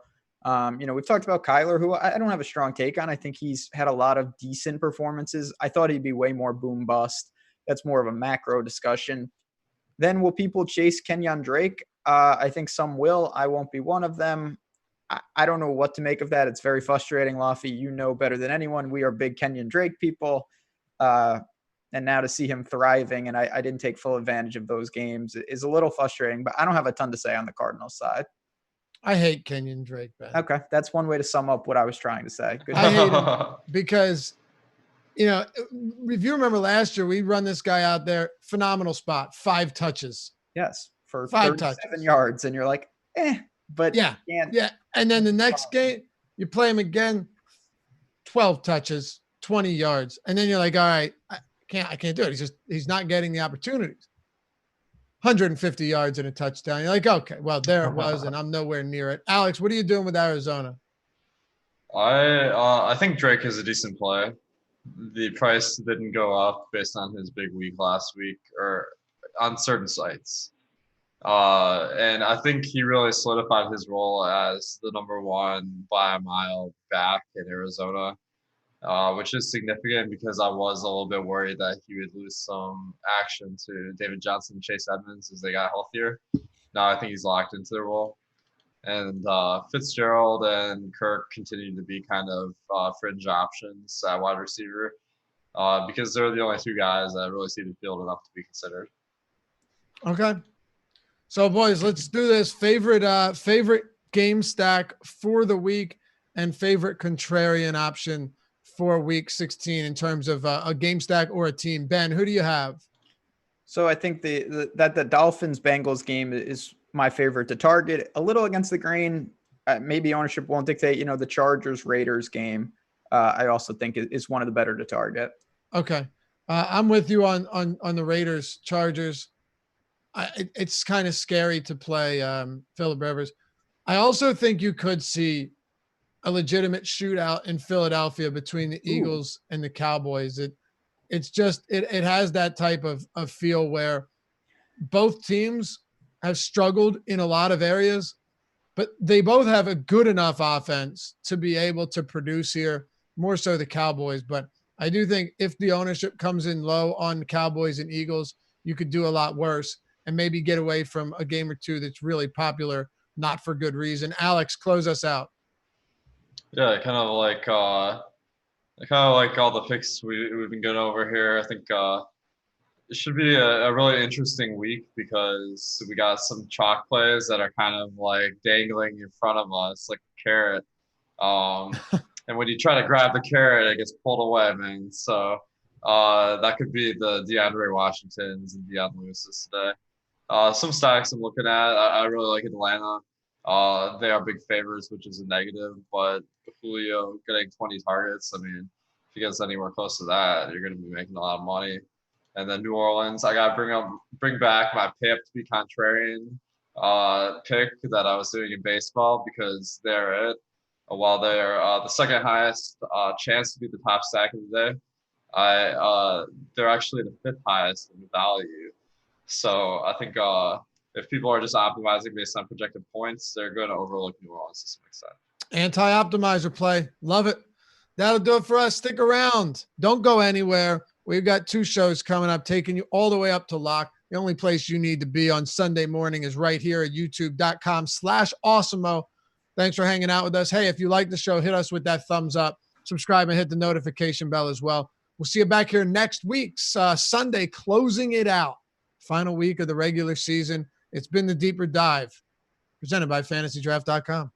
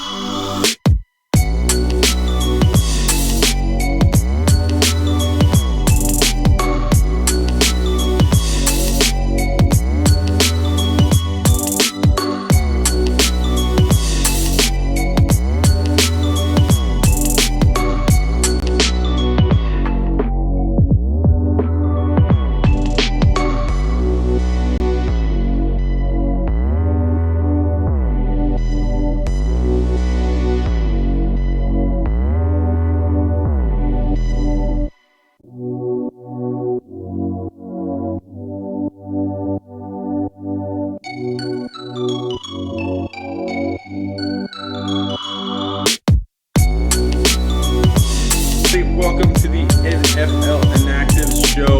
We are going to be with you for the next 30 minutes, breaking out all the Inactives news as they come out. I am Nolan Kelly here, as always, with Sam Smith. Sam, what's going on?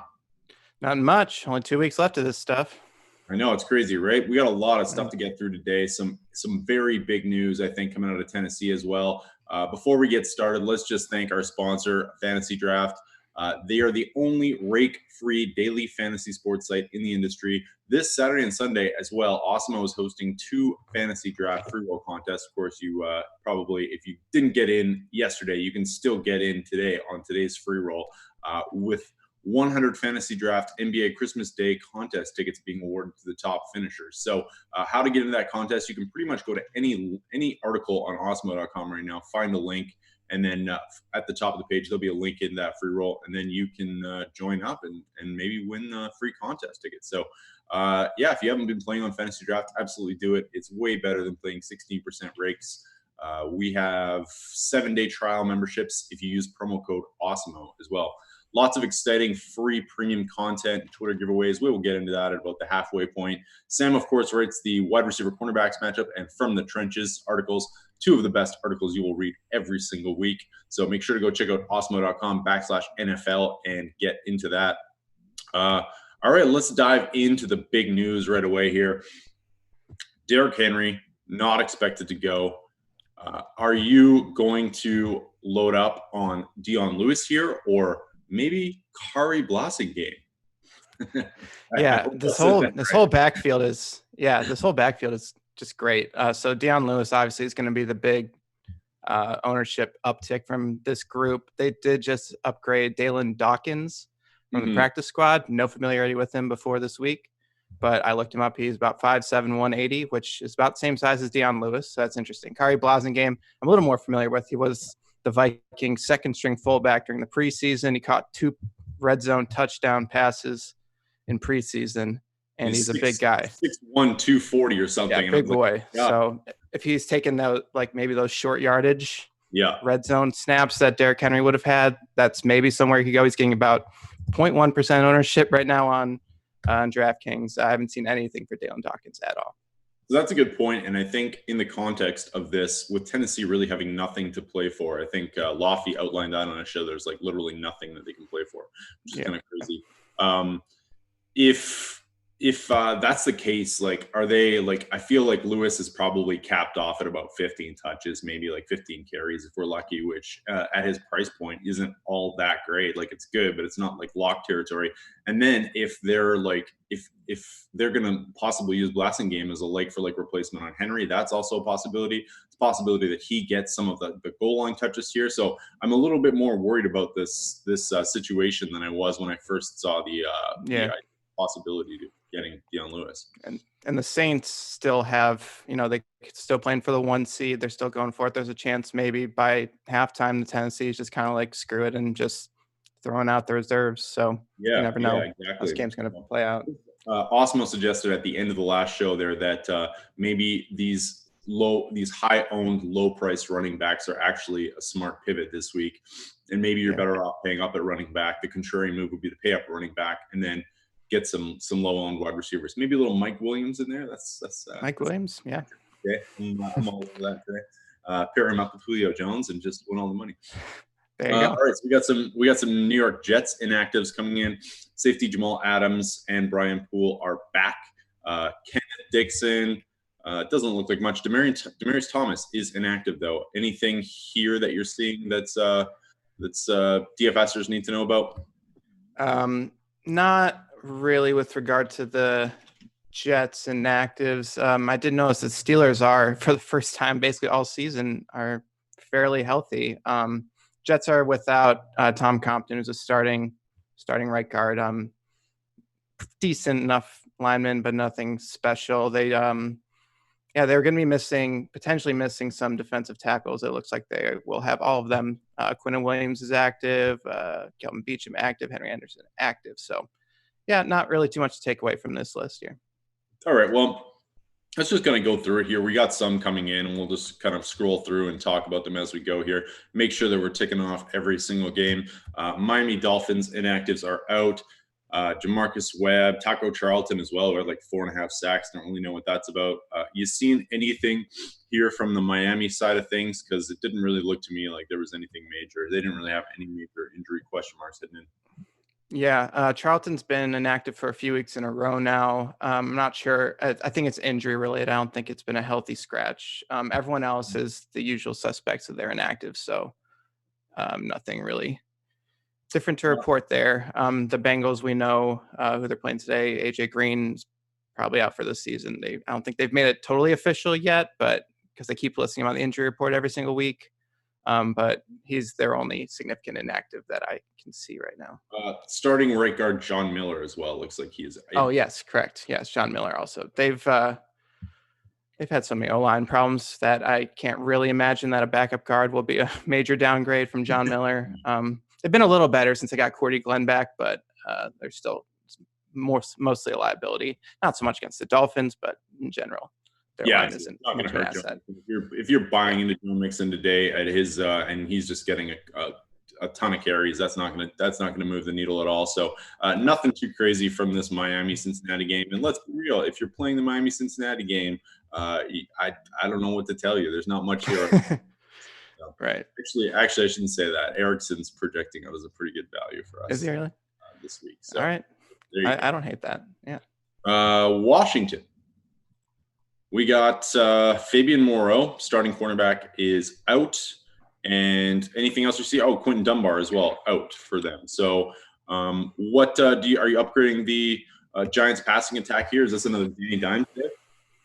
I'm not hating that. Dunbar, I've said before, one of the best corners in the NFL this year, and Moreau, a decent slot corner. So those are some pretty substantial losses. Landon Collins active, right? I believe I don't see. Yeah. So that's, maybe that doesn't make it quite the ceiling that you could hope for. But, as long as Daniel Jones isn't throwing to the other team, he's been decent for the Giants pass catchers. Giants are without Evan Ingram's on IR now, Rhett Ellison out. So it's, again, going to be Caden Smith, who's gotten some targets in his time. So, yeah, I'll elevate the Giants a little bit, especially without Dunbar. Yeah, and Caden Smith, it's fine and everything, and if you need a punt, I guess, but I can't really get there, to be honest. Maybe on a shorter slate, it's not bad, or a showdown slate, but on a slate like this, nah, I'm good. All right, let's move. There's nothing else for the Giants side, right? I think Ellison was the only guy. No, it's nothing. Yeah, Ellison's the only other one. Deion Buchanan was questionable, but he's been god-awful this year, so that doesn't really matter that much. Okay, let's move it on. Tennessee Titans inactive report. Nothing. Not nothing.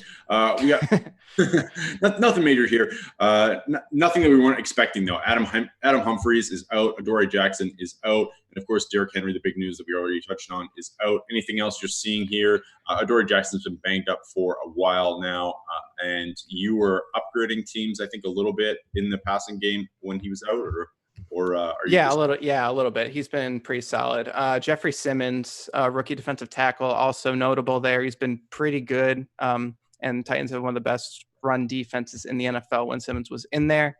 His loss isn't making me upgrade the Saints that much until I see how their offensive line injuries are doing. But Simmons has been a good player for them, and that's kind of a big loss for him not playing today, unless they're not really playing for much. So as far as the real life circumstances, it might not matter to them, but for fantasy, that could upgrade the Saints running game a little bit. Right. Speaking of banged up defenses here, Kiko Alonso looks like he's inactive. Their starting safety Von Bell is inactive. Offensive lineman Andres Pete is inactive. This is somewhat banged up Saints team, no? Yeah. He's had kind of a resurgence. He had a down few years. He's been pretty good for them. Von Bell's a good player. Larry Warford also had another starting lineman, so they're missing 2 of their starting guards. And like I said, they still have things to play for. So I'll be interested to see how they sort of proceed with the game script today. I've been fading Alvin Kamara this week, kind of with those injuries and with the Titans' run defense. So, and is Chauncey Gardner-Johnson active? I don't see it on Twitter.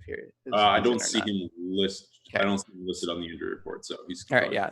Slot corner / safety, good player.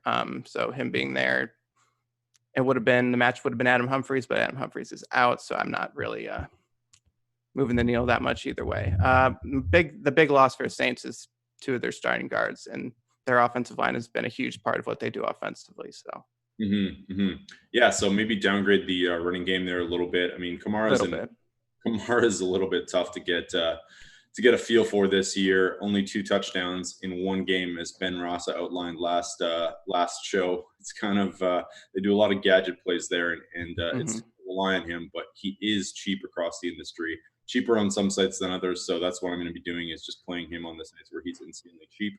All right, let's move it on. We got this game out of the way. How about Atlanta and Jacksonville? I saw some Jacksonville inactives here. Nothing. Okay, sorry. Let's go to the Falcons first. Not seeing anything crazy. They didn't really have anything listed. And then on the Jacksonville side, it was just really DJ Chark, and he is good to go. You seeing anything here that I missed? Nope. It's a very healthy game for both sides. So we're getting the full brunt of Jaguars Falcons, for better or for worse. Nice. Okay, let's go. Let's scroll up here. Falcons, Colts, Carolina versus Indianapolis. We got nothing on the Colts side. I'm not seeing like Mike Hooker. Nothing unexpected, but some pretty substantial losses. Kenny Moore is their slot corner, probably their best corner, and he's out. He's missed a few weeks now. Quincy Wilson's sort of their fourth corner. They move him around. He's out. And Danico Autry, other than Justin Houston, probably their best defensive lineman. But their defense has kind of been spotty all year. So other than Kenny Moore and maybe Autry a little bit, I'm not super downgrading or upgrading Panthers with this news. I was kind of high on them to begin with. So especially the Kenny Moore thing is substantial with how much they kind of move their receivers around.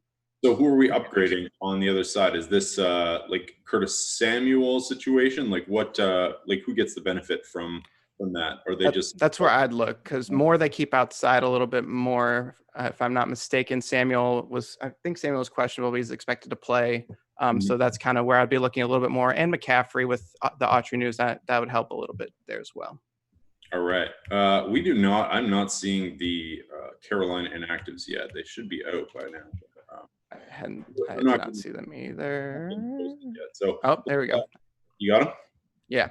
All right. So we got nothing too notable except for Shaq Thompson, starting linebacker. Matt Paradis, their starting center, is active, which is very good considering with the Danico Autry news for the Colts. The Panthers have basically their starting line minus Greg Little, who's on IR. And left inside linebacker Shaq Thompson also out. Correct? Yes. All right. What is that doing for you? I mean, starting center Paradis is in, did you say? Yeah. Okay, so that's good. So that's Christian McCaffrey every week. It's the game theory of the money versus the production. He's almost certain to get every single week. This week I've been pretty high on him getting to that because the Colts have a pretty suspect run defense and pass defense. McCaffrey obviously factors into both. Paradis is probably their best offensive lineman. So that helps in that regard, to be sure. Marlon Mack possibly going a little under-owned this week, maybe? Yeah, I'd say so. I think he was my GPP pick this week. With him, a lot of it is how good the Colts offensive line is, and this week especially how bad the Panthers run defense is. That's a kind of a perfect match made in heaven. Mack, since coming back from injury, has like 50 combined yards. But the touches are still there, so they're just there at about 1.8 yards per carry. So eventually I'm assuming he's going to get back up to speed, and that's going to work out for his DFS value. All right, let's move it on to the Cleveland Browns, Baltimore Ravens. We do have these inactives for the Browns. David Njoku, I didn't see him on the injury report. Did you? I didn't. I mean, there's a chance it's just a healthy scratch because he's been terrible since coming back. He's not on IR, is he? He might be. Maybe they moved him IR. I don't know. But either way, I wasn't touching David Njoku this week. Wait, don't play him. Yeah, absolutely.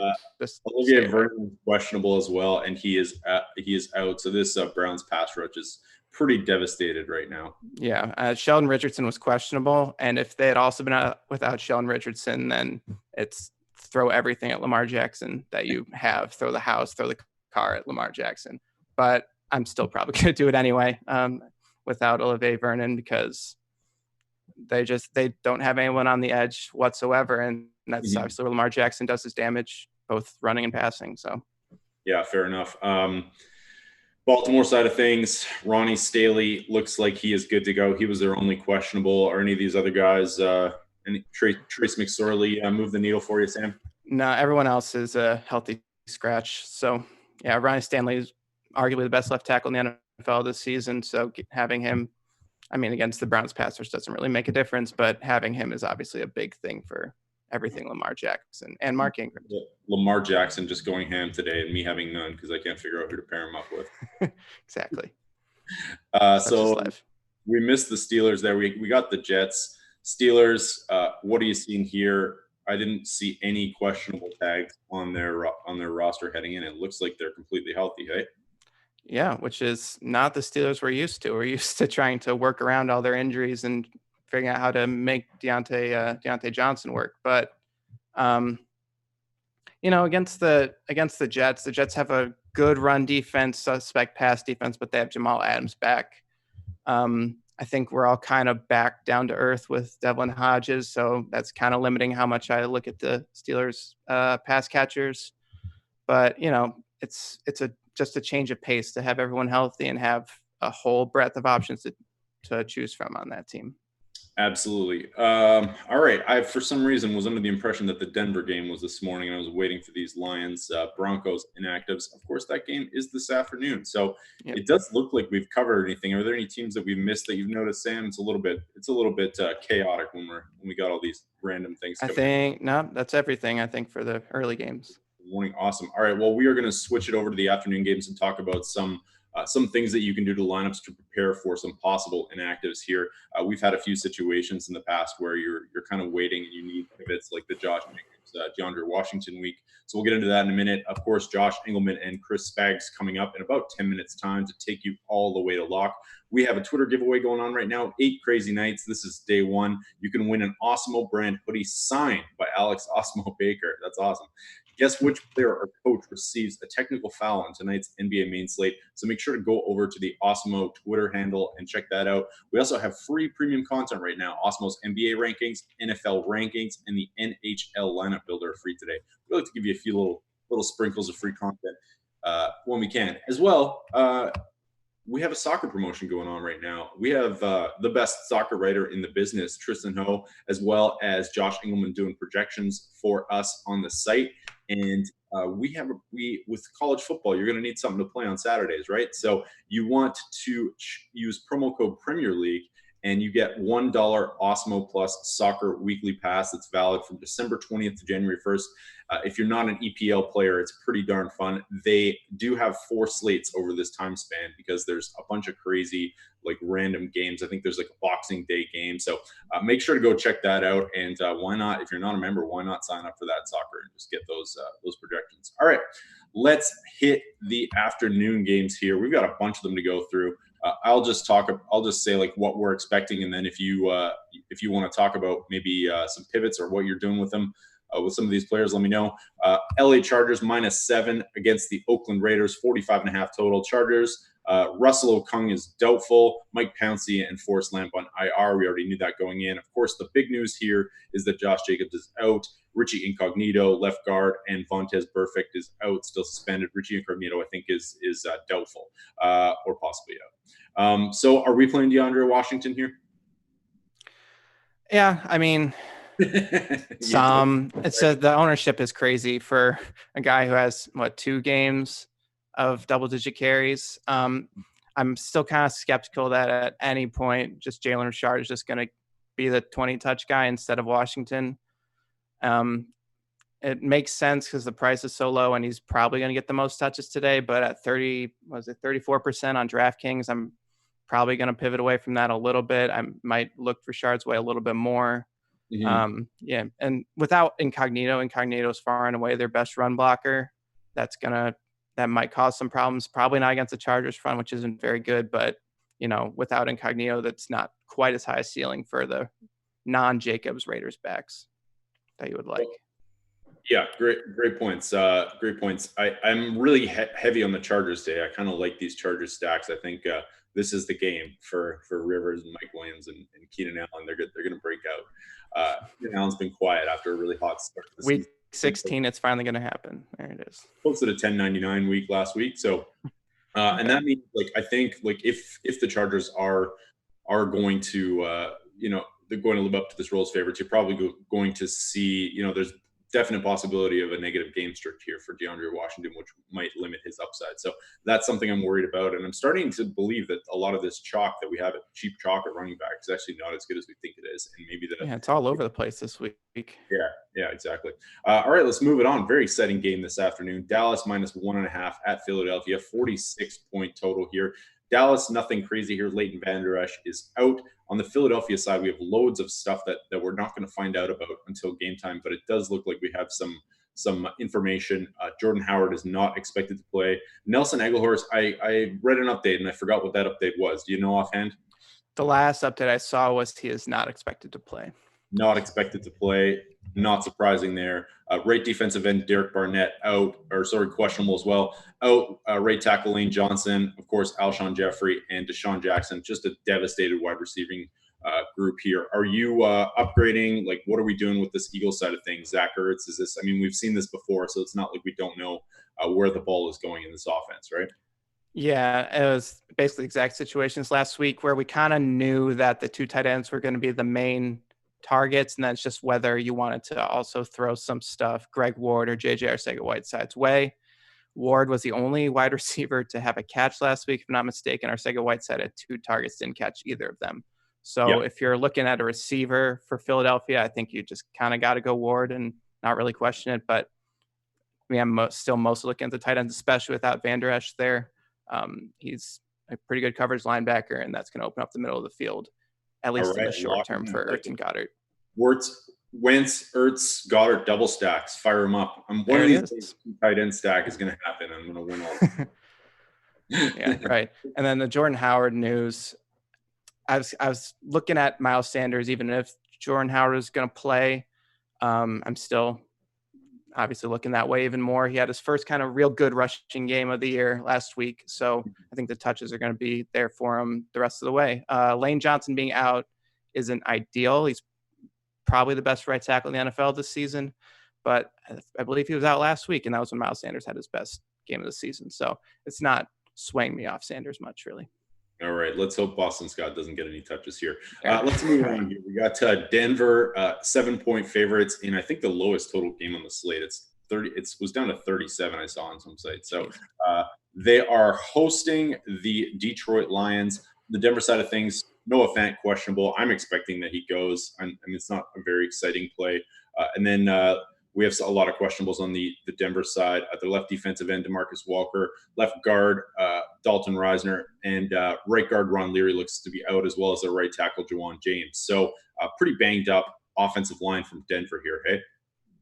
Yeah, Leary and James has missed basically the whole season. Leary's been out the last few weeks. Reisner's the one I'm looking at. He's a rookie. He's been very good in his first season. I've been kind of into Drew Lock this week because of the matchup with the Lions, who are both bad at rushing the passer and bad in coverage. So they're not really good at anything in pass defense. And a big reason for that is because I thought the Broncos would be able to protect him pretty well. And Reisner not being there makes me a little more hesitant. But if he plays, then I won't be. As far as the Lions, the big thing is Kerryon Johnson that we're looking at. He's expected to play. And from what I heard, he's expected to get, a normal share of touches alongside Bo Scarborough. I saw it say that the Broncos have currently the number 1 graded run defense by PFF, but then the 17th by DVOA. So just a huge wave of differing opinions on those two sites. So confusing. Yeah, the last couple games, Lions haven't run the ball particularly well against good run defenses like the Buccaneers. So even with Kerryon Johnson back, I'm kind of hesitant to look his way. Yeah, I'm not going to be going there. I think there's so many question marks. I mean, he wasn't even doing anything when he was healthy. So negative game script, low total. No thank you today, Kerryon Johnson. I'm good on that one. As well, Ashawn Robinson, Rick Wagner, anything here moving the needle for you? Ashawn Robinson maybe helps out with the Broncos running backs, mostly Phillip Lindsay.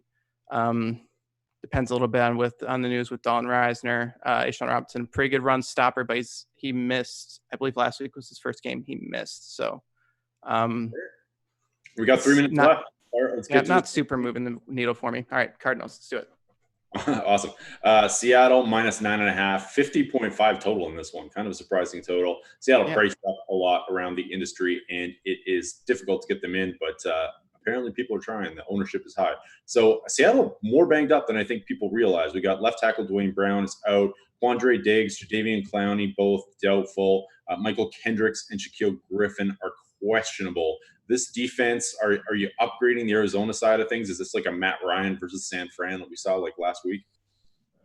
I could see it happening. Clowney and Diggs are almost definitely not going to play, which Clowney is the Seahawks pass rush basically by himself. So that's got me looking Kyler Murray's way a little bit. I know I said that to you last week and screwed you over, but we didn't talk about that.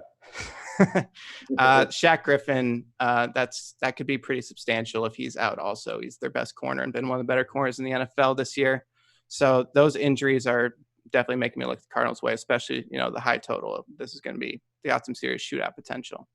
All right, finally, Arizona. Christian Kirk questionable. Left guard Justin Pugh is questionable as well. And right defensive end Karan Reed as well, questionable. Anything there? Christian Kirk last I saw was expected to play. So he's been out a while, if I'm not mistaken. So it'll be interesting to see how they work him in. Justin Pugh was questionable last week, played, and then went out like in the third or fourth quarter. So he's their best pass blocker, but he's a guard. And like I said, Seahawks don't have much of a pass rush going without Jadeveon Clowney, so it's not really moving the needle much for me with regard to Murray or their running backs. All right, that's going to do it. Perfect timing. Right on the 9 o'clock, 12 o'clock time. We are ready to pass it off to Josh Engelman and Chris Baggs. They're going to take you all the way through live before lock. Thank you all for joining. If you wouldn't mind hitting that like button, just keep these shows free, and we'll be back for the final week next week. Enjoy your Christmas, everyone. Enjoy the holidays, and thank you so much for watching.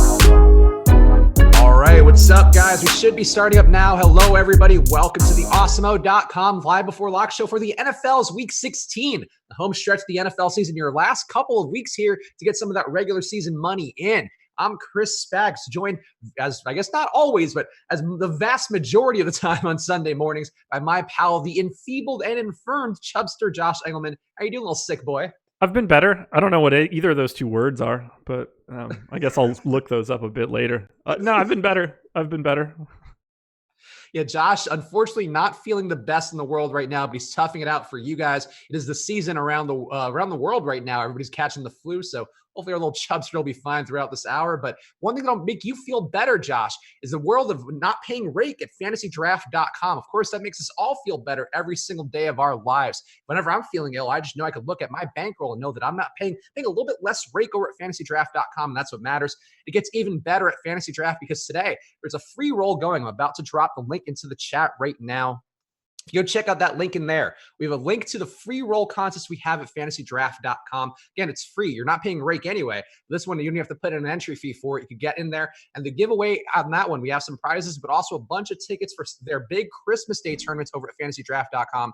A lot of prizes going around on there. So go check that link in the YouTube chat right now. Go over to fantasydraft.com and use the promo code AWESEMO for your free 7-day trial. You can also download them on the App Store if you search Fantasy Draft. And then also, this is the final few weeks of NFL, but the data at this point really matters more now than ever. So go to awesemo.com/join and use the promo code live before lock if you want half off your first week of Awesemo Plus. Get all the ownership projections for the slate, which are changing by the minute because of some last-minute injuries, which we'll talk about. Go check that out right now at awesemo.com/join. All right, Josh, we got some value running backs here. You are a man who loves value. You're very thrifty when it comes to your DFS plays. You love the dime stores, the 99-cent stores. What are you doing with the two chalk cheap running backs this week of DeAndre Washington and Dion Lewis? Where are you with the field with both those guys? I'm significantly over the field on Lewis. I'm under the field on DeAndre Washington as of right now. What's making you lean that way? Let me take a look at it quickly. God, my eyes aren't even working. So FanDuel, a little bit different. Lewis is $600 cheaper. Alex has him with a better value as the projection. And I think this looks pretty good, at least for me, in that I was playing Tannehill anyway. So he's rising a little bit more, whereas don't get the sense that I'm going to be getting any of the pieces around DeAndre Washington. Okay, yeah. I have more Washington than Lewis, which sucks because Washington is now the chalk play of the week on DK. Actually, let me double check to see the other sites as well. But Washington going to be pretty highly owned everywhere. Not quite as highly owned on FanDuel. Not as great of a discount on there. On Yahoo, also a little bit less of a discount. Not really even popping up in the top 20 of players. I guess towards the bottom of that on Yahoo. So the ownership not that crazy there.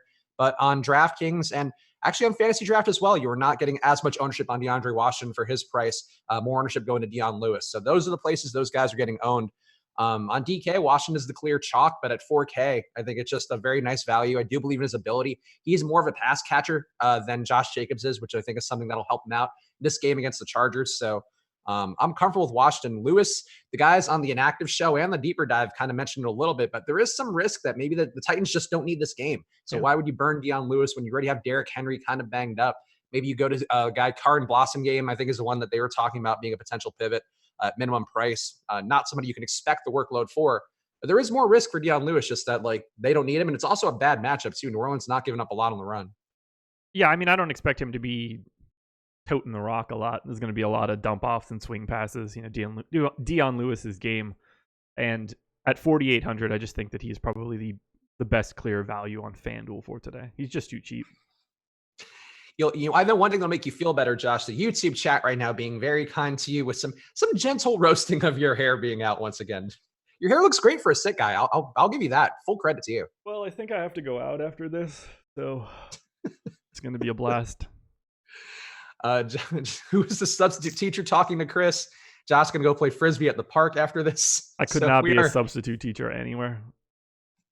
Well, I think you could. I think you're not giving yourself enough credit. They have very low standards for that. Yeah, but I don't like kids. That is a big, important part of being a teacher, I would say. Yeah. At least not hating them would be an important part. I'd have a better chance of like teaching a GED class at a prison.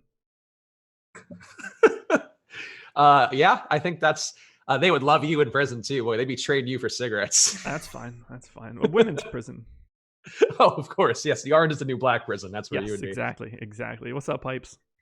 What are you getting if you are saving money with Dion Lewis and with DeAndre Washington at running back, or it's more so for you with Dion Lewis? What are you getting with these guys? Who's the pay-up player that you're getting the most of this week? A lot of Kamara on FanDuel. Decent amount of Chris Carson. Lots of Julio. Lots of Michael Thomas. Just really easy to get to like the truly high-end wide receivers today, at least on FanDuel.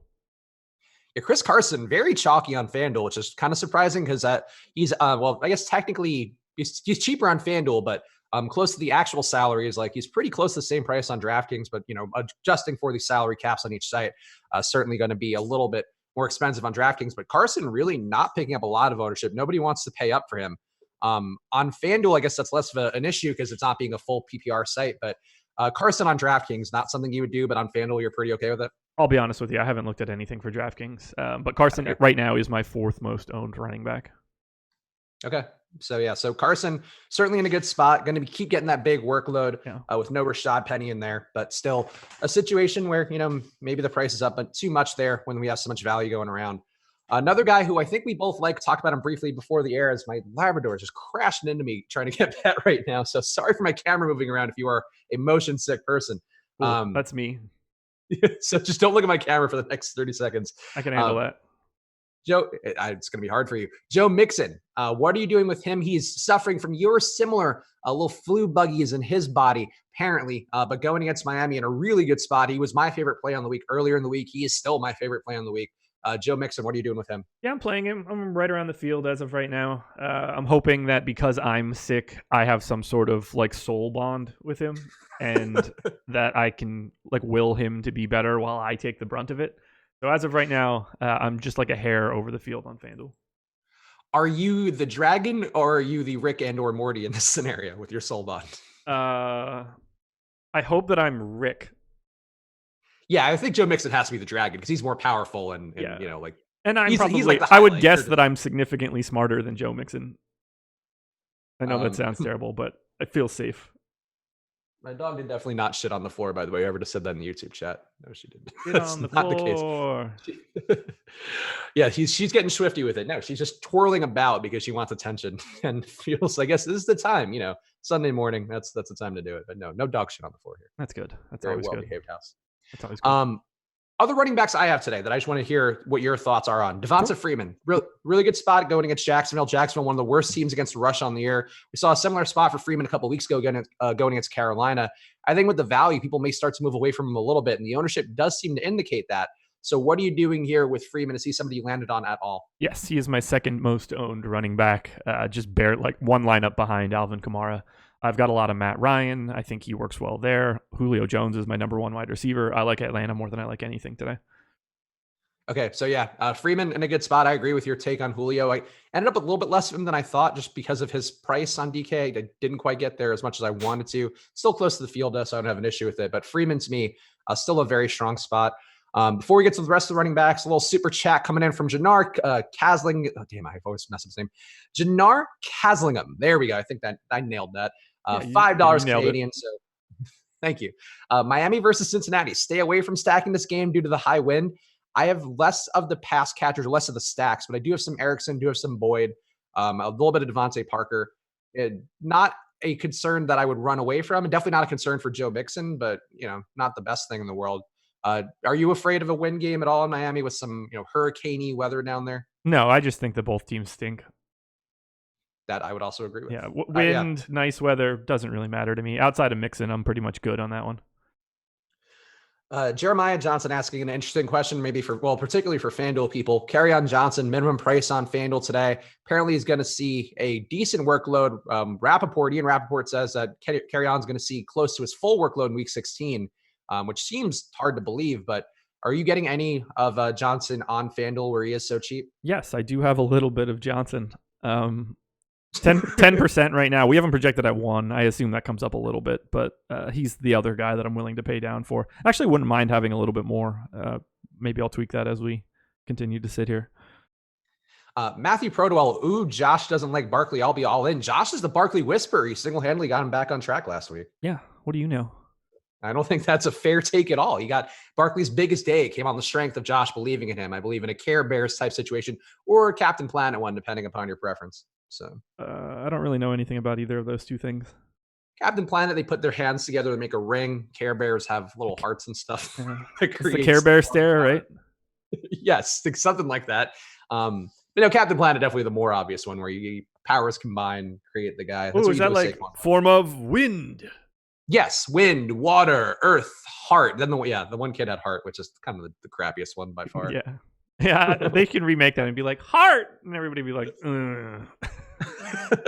not in this current world, my friend. Shut up, heart. Your power sucks. Josh needs a little more Johnson in his life. Look, the flu is serious, man. That's like spaghetti at that point. I woke up to wonderful NBA news and a 103 fever. Yeah, sorry. I saw people tweeting. You had a decent day there in NBA. I was winning $50K on FanDuel till the final minute of the Blazers game. Oh, but you didn't even see it live because you were asleep. No. Okay. No, I didn't. I had no idea until the end. I don't know if you're going to believe me here. I 100% think that this happened in my dreams last night. I remember flashing the lineup screen in FanDuel and seeing the numbers of my lineups on the left-hand side like bouncing around. At one point, I remember seeing like first and then sixth and then fifth. And then the last one that I remembered was actually third. And I woke up and that's what I was in. And I never looked at my phone once. What if you were like sleep doing that? I don't know. Well, you mean like looking at my phone? Yeah, like if you were like like having one of those, I don't know, like lucid dream type situations, or were you just like sleepwalking, the equivalent of that, looking at your phone? I never crossed my mind that I might have just woke up in the middle of the night and did that. I just thought I was like clairvoyant. Thanks for shitting on it. I mean, I would like to believe that you just have that kindred spirit with your lineups, but I think there's a possibility you might have done, because I do that sometimes. Like I listen to podcasts when I fall to bed, and if I don't have any company over in particular, and I feel like that's when I will turn over and look at my phone and just put on a podcast, and I even realize it'll just be part of my, like me asleep and just be like, I need noise. Huh. Okay. Well, let's just pretend that I was clairvoyant. Well, congratulations to you for that. A 50K would have been nice, but I think a 5-digit win still never going to hurt you in the Yeah, it was just a sea of everybody in our premium Slack being like, "Oh, hey, we sweated this for you. You had 50K for the until the final 60 seconds." I was like, "Great." Oh, well, at least that makes up for the Monday where you look, money's money. I'm very happy about it, but so close. So close. So let's keep going through my preferred backs. And somebody just asked about Nick Chubb in the chat. I think people are really buying into that first game Nick Chubb had against the Ravens. It's a very different Ravens team. That Ravens defense at that point was pretty adrift. They've figured things out. They've gotten healthier in the secondary and kind of clamped everything down from there. I don't ever mind Chubb really, because Cleveland does commit to giving them the ball.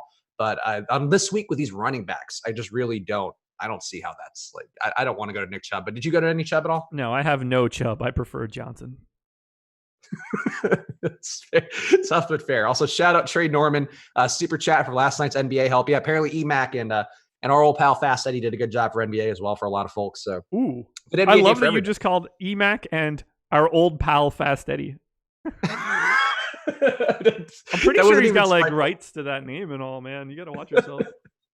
I haven't done a show with EMAC in a while, so now really Fast Eddie's more my old pal in terms of just doing shows with frequency. That's fair. That's right. You got to talk to EMAC though and make sure that you're allowed to say that stuff. You got to get we got to make sure that we're cleared on YouTube. I don't know what kind of copyrights the EMAC has on that stuff. We can't afford to be bumped off of YouTube again. That could be a bit I just do now, just calling Fast Eddie our old pal Fast Eddie. I like it. Trolling EMAC, never a bad time. Some more running backs that I have that I just want to know what you're thinking about. So Marlon Mack, he's never a great back on DraftKings. He doesn't catch a ton of passes. This spot, again, going against Carolina, Jacksonville, just two defenses that really just give up the run over and over again, over 5 yards per rush allowed.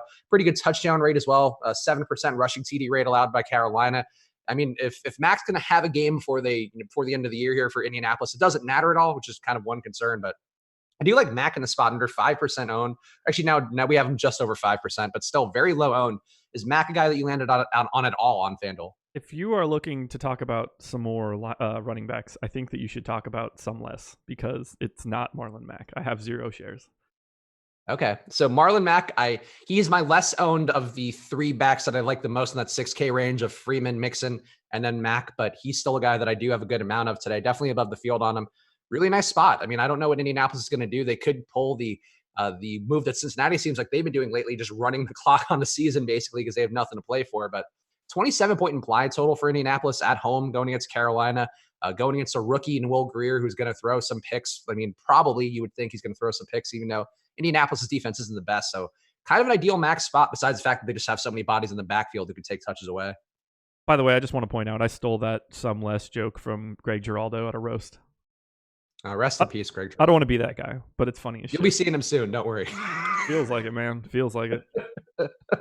Is that a dark joke? It feels dark for 9:15 in the morning. I didn't even bat an eye, man. We're good. Some people probably think it's not very nice. It's not me. No, it's at your expense, not his. Yeah, that's fine by me. I mean, the world would probably be a better place if he were still alive and I wasn't. Oh, I disagree with that, but yeah, man, he was really. He was a very funny guy. Yeah, he was a very. He wouldn't be doing a show with me today, so I'd be screwed. No, that's true. He would probably still be passed out. Yeah, but he'd be more famous for it. So it's true. Whatever. That's true. Greg Giraldo, funny guy. Watch those old roasts of Greg Giraldo if you were a younger person out there who missed the early renaissance of the Comedy Central roast when they first started growing up. He tells a joke that I cannot repeat on this stream right now at the Cheech and Chong roast about Ralphie May. That's the funniest thing I've ever heard in my life, but I cannot repeat it on here. No, we are in forbidden territory now with the Greg Giraldo roast jokes, but a simpler time in comedy for sure. Let's go through some other, I guess, of the top owned. Let's go through some of the other top owned running backs, because I feel like these are guys that people are just being curious about. And for whatever reason, this felt like more of a running back forward week for me than a QB week, where obviously you're always building your stacks, and that's going to be an important part of making sure things correlate. Osmo, generally is going to advocate for having 2 guys paired with your QB. If you want to run it back with a guy too, it also is going to be an ideal tournament construction. But running back to me, I think, is this week in particular, there's so many ways you can go where I feel like that's one thing people will probably want squared away with their lineups if they're hand building or anything like that. So are you getting Melvin Gordon at all? Are you getting McCaffrey? Of these other higher owned running backs around there, we talked about Carson, who's more higher owned just on FanDuel, but who else are you getting that's a decently owned running back? No Melvin Gordon. I do have some Eckler around 2x the field. Fournette, which you guys are probably sick of me saying for, 14 weeks. I did miss 1 week. We pretty much touched on everybody, though. It's Kamara, Freeman, Lewis, Carson, Mixon, Fournette, Eckler, and then I finally get to DeAndre Washington at that point, but that is under the field. Kenyon Drake, AP, carry on. I have a little bit of Christian McCaffrey, but he's 10-8 on FanDuel. That's after that, it's just like flyers that really 4% or less guys. From a tournament perspective, do you think there's any logic to just paying up for McCaffrey? There's always going to be, but it just seems like with people really going to the cheap guys and people going even to the Mixon tier, who's not cheap, but still cheap enough relative to what people would perceive as upside to be. Is there any way or any edge you feel like in terms of lineup construction that might help people out? Is there a way to get different, you think, with running back and with one guy in particular? Yeah, I think it's kind of easy today to get to a little bit more Christian McCaffrey. Basically, the only reason that I don't have more is given my quarterback selections. But I think he looks good. The ceiling is clearly there. The price tag isn't fun, but it's definitely going to be a more unique lineup construction. All right. Yeah, I think that's about covers running back well enough for me. So let's talk about some of the stacks here. Of course, Osmo's top stacks tool has been updated a couple hours ago this morning. I'm sure right before we went on the air for the deeper dive, covering all the NFL games. But top stack this week, you mentioned them a little bit earlier, but Atlanta looks to be the top stack. Their ownership, though, at least on DraftKings, pretty much flat with their potential to be the top stack. On FanDuel, the top owned stack looks like it'll be Baltimore. And actually Seattle, too, could be pretty highly owned on there. So you said you're going to Atlanta, right? Correct. On FanDuel, but are you getting Seattle? Who are your top stacks besides Atlanta? Yeah, so I have Wilson, Matt Ryan, Minshew, Breeze, Rivers, Tannehill, Murray, and a small amount of Dak. Oh, yeah. I also have a small amount of Dak. This is something we talked about in On the Contrary on Friday.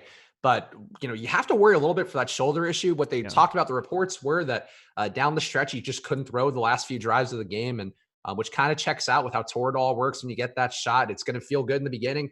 And it's certainly possible Dak can have that production early, but there's a real risk where the time you need him the most, especially if Philly were to pull ahead, like Dak might not be able to do the things a quarterback has to do. Throwing pretty important, having a shoulder that works pretty important for a quarterback.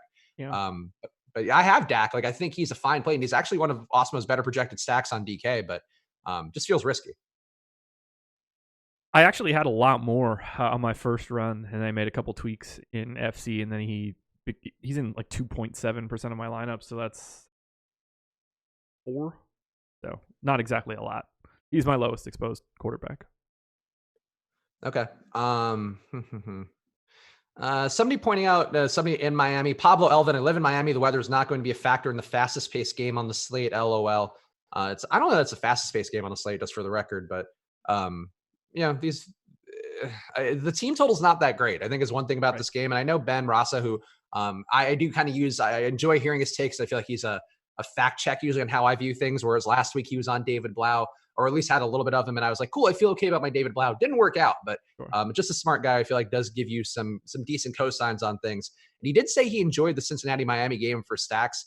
I just worry, like, these teams really could just do nothing. And Cincinnati does have a decent red zone defense where they have shown some ability to stop people in there, where it kind of worries me that this game could just be one of those ugly, like, 2018 games, and it's just not enough production for anybody besides maybe the running backs. Yeah, I hope that I don't see a single snap from this game at all today.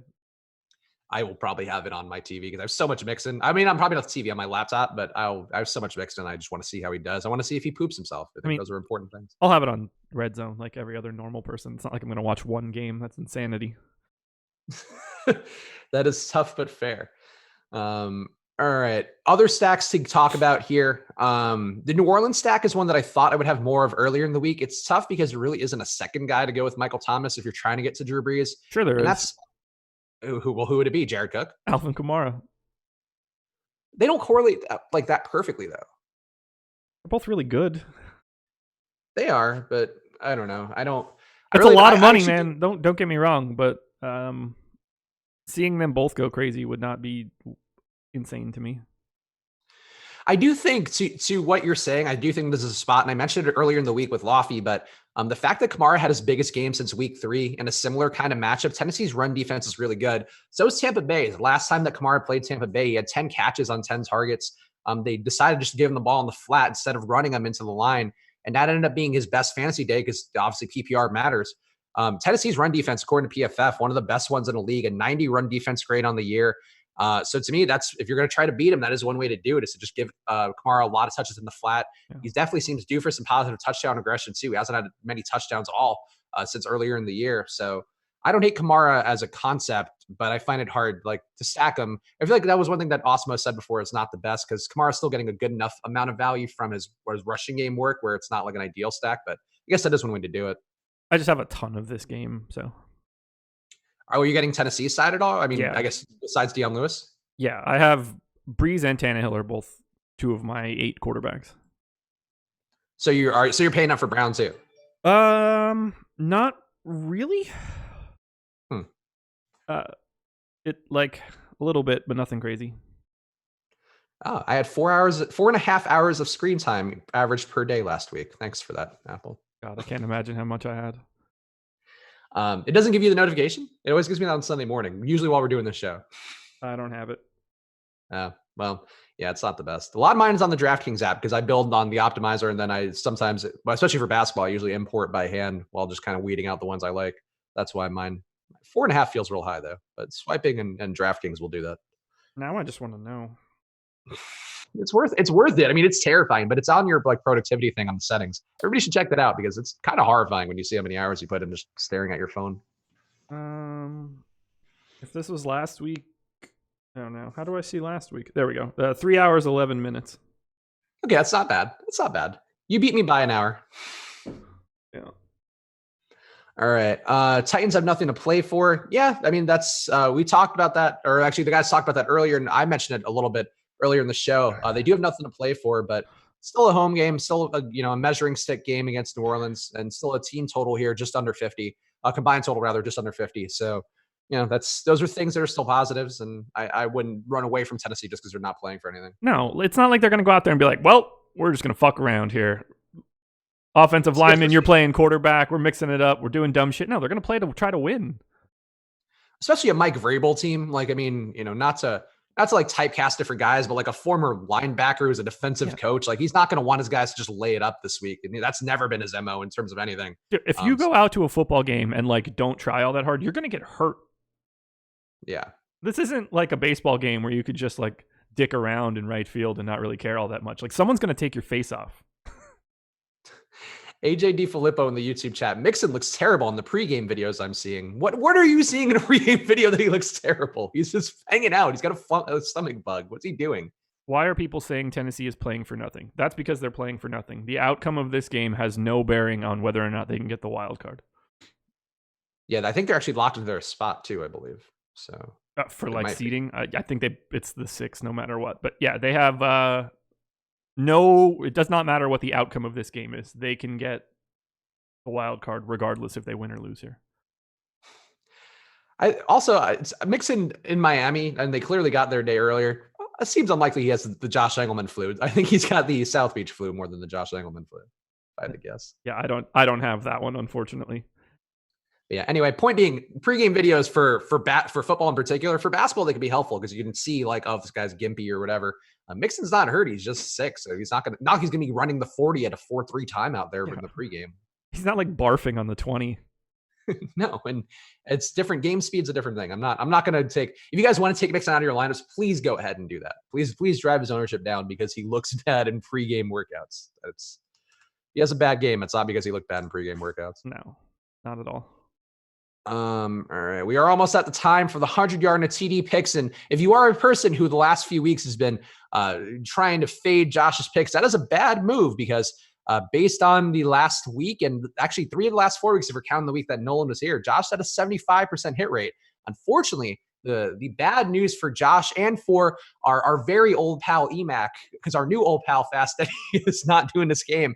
EMAC is now out of the hunt. We have not Actually, no, because Zeke got there. Shit. Is he out of the hunt? By the way, Miami Mike 305 said Tootsies and Tito's flu. I also have a Tootsies story that I cannot tell on this stream. Oh, yeah. So, no, EMAC can't beat me either. Good. So, yeah, EMAC cannot beat me either. EMAC has 4. I have 3, 4, 5, 6. You guys, you could tie me, which is stupid. To be fair, we let you win this so that you would feel a little bit better after that awful performance in baseball. That's not even true. I came on strong and I took a week off. I almost tied you down the end. That's a falsity. I have the sheet in front of me, man. What does almost get you? Still dead last? It's counts and horseshoes, which is what I thought we were doing. Oh, no. I don't think we were playing horseshoes. I thought this was a horseshoes-based contest. All right, let's just do the 100-yard and a TD picks because I want to get mine out of the way right now. You know who it's going to be. I don't care about his stomach bug. I don't care about his Tito's and Tootsies and whatever white substances he may have ingested yesterday. I'm going to Joe Mixon for my pick. Fair enough. Let me look at this. Am I gonna get right again? Damn, I'm good at this. I like how you say this and you've gotten 2 guys right on the air. 8K and below, correct? Correct. Or is it below 8K? I think we've done below 8K. So okay. If you want, you're thinking Julio? Just confirming. I don't ever remember, you know. It's fair. All right, so you're taking Mixon. Man, there's not anybody nobody that I could really bone here, unfortunately. Give me, okay, I feel pretty good about this one. Give me Tyler Lockett. Interesting. That is not where I thought you were going to go. Good game, though. I mean, Arizona can't defend the pass. Yeah. I think the one concern there is just that they don't need, they might not need the pass against Arizona, and they could just score without him. But good pick. See what our very old pal EMAC provides when he comes through.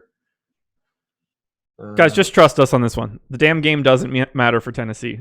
It has no bearing on their ability to make the wild card. Why would you make that up?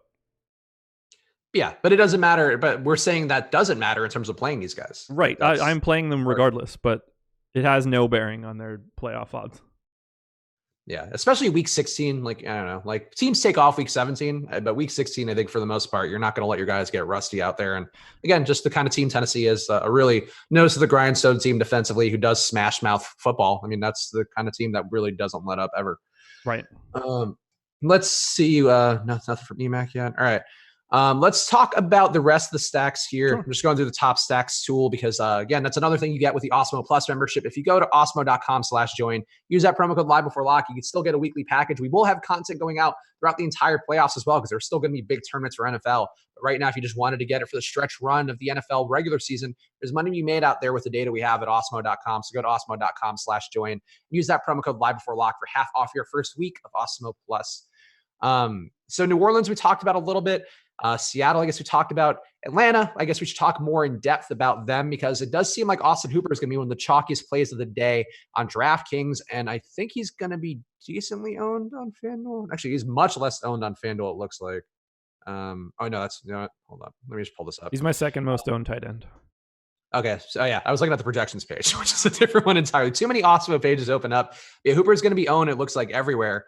So what are you doing with the stack? Are you just going straight Julio and Hooper? Or are you trying to get different and go to a guy like Christian Blake? Or what are you doing there? I have a small amount of Gage, but it's pretty much just Julio, Freeman, and Hooper. Yeah, so Gage is a guy who I think it's worth noting. I mean, Gage and Blake ran a lot of routes last week. They just didn't get targets. And this matchup, it should be a situation where you could see more room for them to operate because San Francisco's a tough defense. If you're going to throw 20 times to Julio did have 20 targets in that spot. And, you know, Hooper, too, same thing where he was just covered pretty well. They weren't as banged up in the linebacker core as they were in the secondary. Now, you know, this matchup going against Jacksonville, it's just a much easier matchup for all these guys to get going. So I would be less afraid to go to Blake and Gage. I just, you know, like clearly Jones and Hooper are more appealing targets.